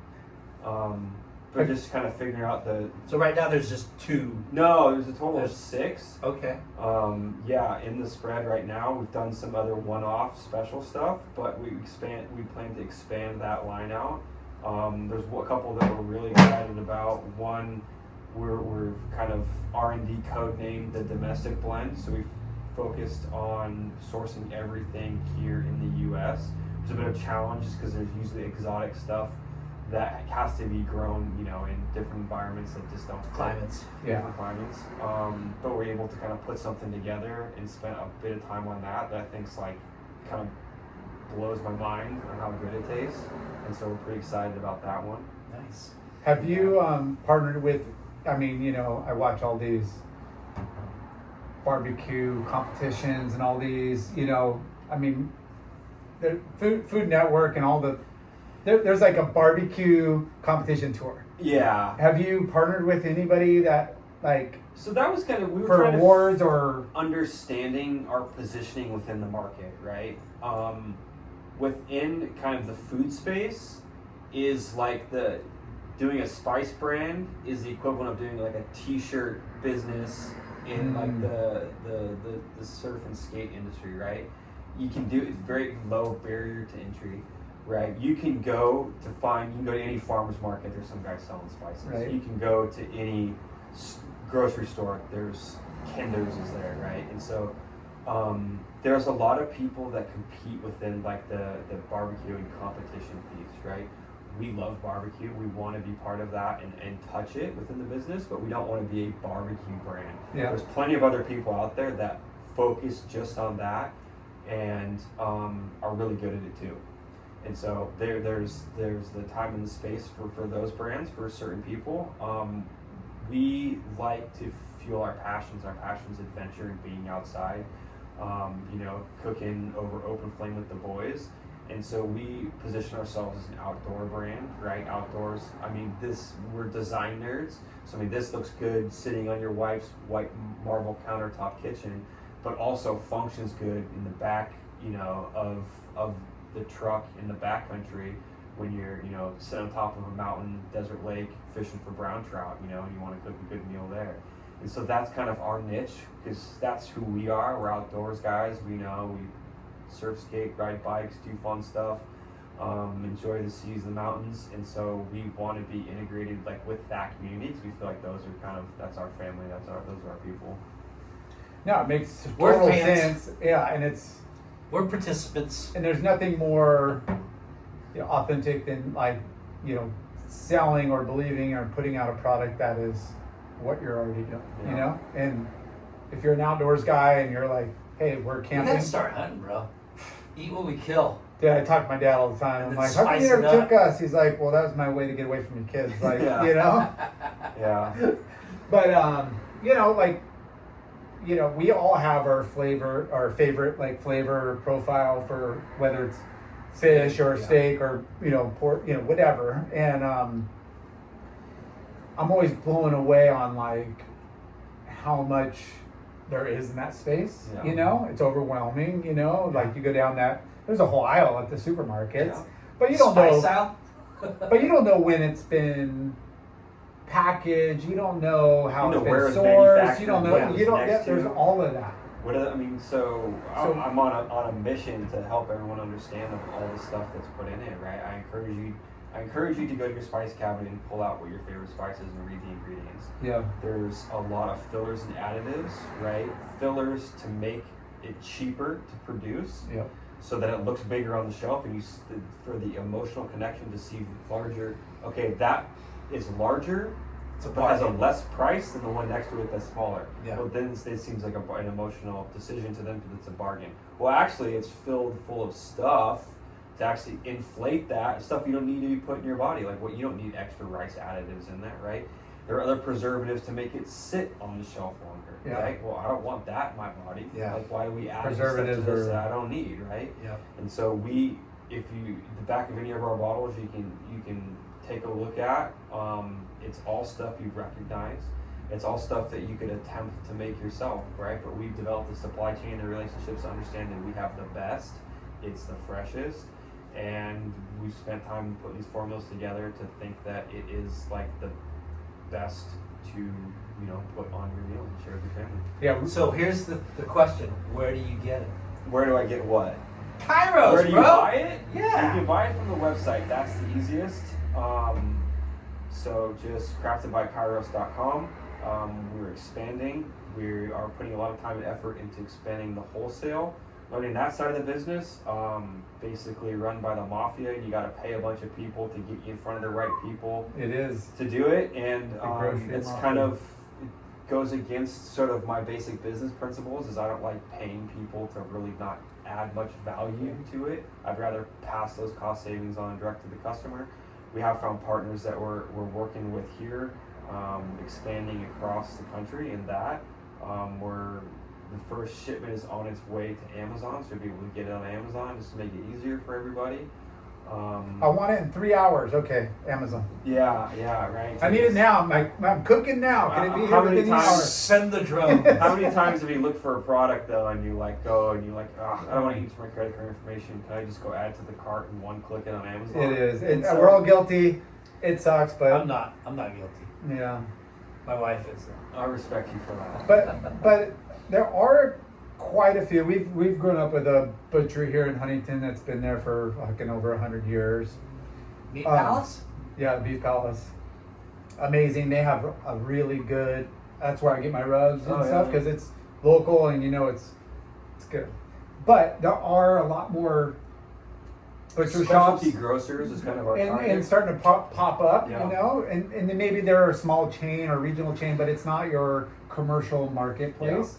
Are those places that are Yeah, have it's a target on the opportunity? list. We'd love to, like the butchery up here. Yeah, that's a great Those example. guys. They have a few locations. Yeah, and there's a couple other. I think it's becoming more and more prominent. We're having conversations. Wild with Fork, people. I don't, there might be a little more national and Yeah. kind of a different business model, but it's all protein. We see there plenty of opportunity on that piece, Yeah, but we're kind of just working through it. Yeah. You know, this is a new space for both of us, and so like any business, we've made a lot of mistakes and have learned a lot of things. But I think now we're dialed in on the process to develop and deliver the product. So now it's navigating through getting the product into the customer's hands. and you have 6 flavor profiles. You don't really need to reinvent what's been working, but you're always developing like We new wanted stuff. to actually have like we started with having like recognizable, easy stuff, right? Yeah. So if someone's in the spice aisle, they're probably going to recognize Texas barbecue. They know Texas makes good barbecue. The recipe was based upon kind of a classic Texas recipe, and so it's kind of easy association, and they're buying something they recognize, right? We do, I call Old Mexico, because I think Old Mexico is better than the new one, taco seasoning. And, Nice. everyone That's huge who here. doesn't like good tacos, right? You're not American if you don't like good tacos. And so, that's something they recognize there. Then we're gonna, those are gonna be the pillars that I think will continue. People love.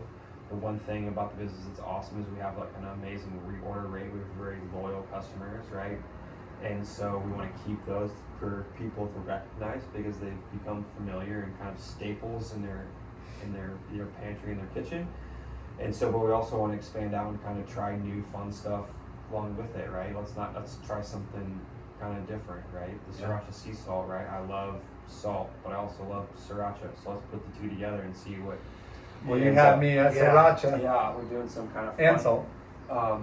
fun stuff with, Yeah. mango, dehydrated mangoes and different peppers. I mean, there's, all kinds of crazy stuff we can find, and we found people are crazy about, finding, odd ingredients that will complement these meals that help support us in this. So it's good. We want to make food taste good. So kind of the concept for the business is to continue building this. We want to build a portfolio of these companies that are kind of food nutrition related. So we actually completed our first acquisition of this company, Bend Sauce. Yeah. So it's out of Bend, Oregon.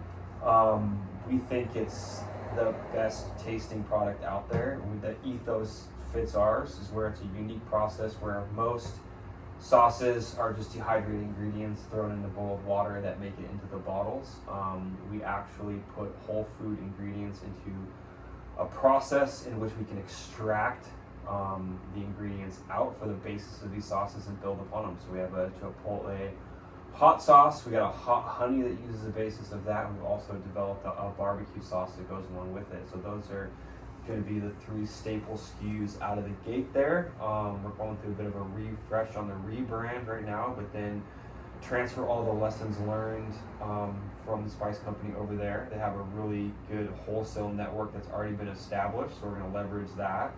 And to kind of, we understand how to sell, the spices direct on the internet to the people.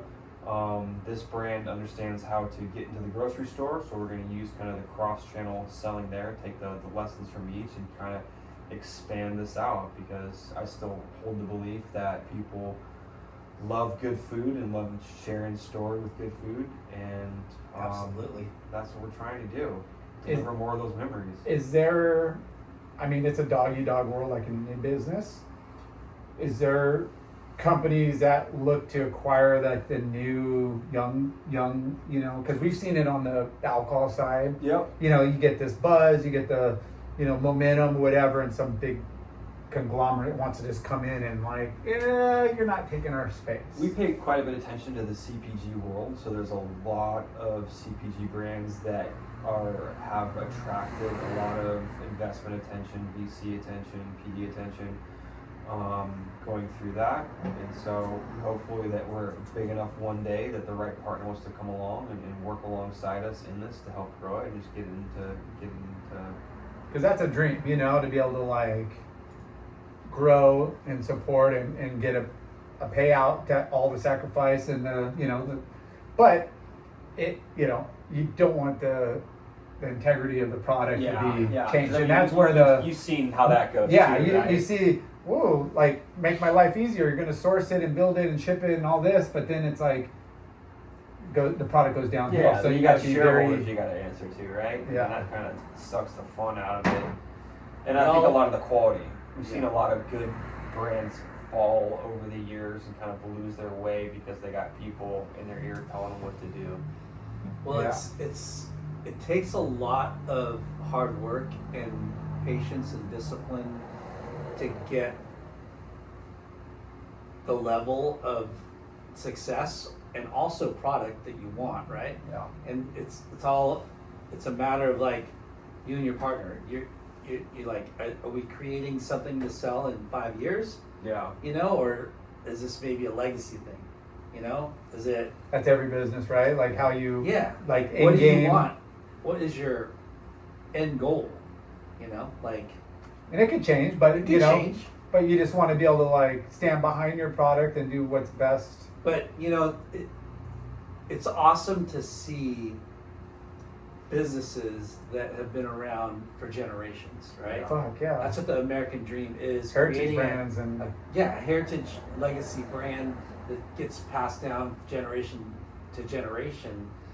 That really, like, what we love about this show and the business entrepreneurs that we interview, like, they've created a livelihood not just for themselves, but for fucking, you know, Well, that's why I do it. thousands of You know, people, there right? used to be a time where, you know, I wanted the fancy, new, flashy stuff, right? But now, I mean, I'm driven by, you know, my family and my kids. Yeah. Right. So, you know, my once was, you know, Rolexes and Lambos has turned into, you know, I would love to buy, you know, land, a ranch, to be able to just, you know, spend time it's with amazing what maturity does. Yeah. Kids. Yeah. No, right? Yeah, It's- so that's yeah. the goal. Whatever, I mean, I'm gonna put all my effort. I love working, man. I love working hard, and so I'm gonna put But all stuff that- you're passionate about. Yeah. Like that's what's the difference. You know, if you want to succeed, you got to work hard. Yeah. Like there's no handouts unless you got those trust fund, kind of gigs, but that's rare. But if you're able to hustle and create something that you're passionate about and you see results, it doesn't take much to feel that like passion, love tank, Yeah, for like, sure. we didn't make this much, but you know what? Like we've had the process, the learning and everything about it is kind of just don't think too far down the line. Think about the present. And that's what's hard about our society is not thinking about the present and being just here today and being stoked on what is now versus, and then you got to plan ahead. Like there's nothing wrong with,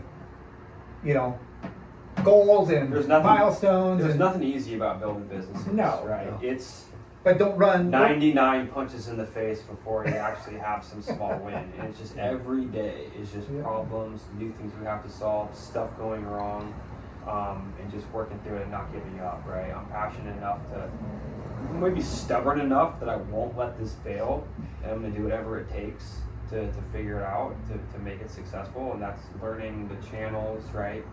And understanding, doing the research and understanding, content game, figuring that out, and because at the end of the day, it's just marketing to get this across, to grow the brand, to grow the business, and Yeah. to, again, just help facilitate good story conversations over good food. Yeah. Well, congrats. This Yeah. is fucking awesome to hear. I'm a big fan. I've been using the spices since you gave it to me. Awesome. We'll have to So- reload you up. Yeah. We need a refill. I haven't gotten this, so this is mine. Late night. Yeah. You can't be taking It's got mine. everything: pizza, ice cream. Dude, I am so ready. All this talk of food has made me hungry. I know. Yeah. But Dave Rabe. Rabe. I'll answer to Rabe. Cairo. That's his Dave Crafted by Raby's- KAIROS. Yeah. Crafted by KAIROS.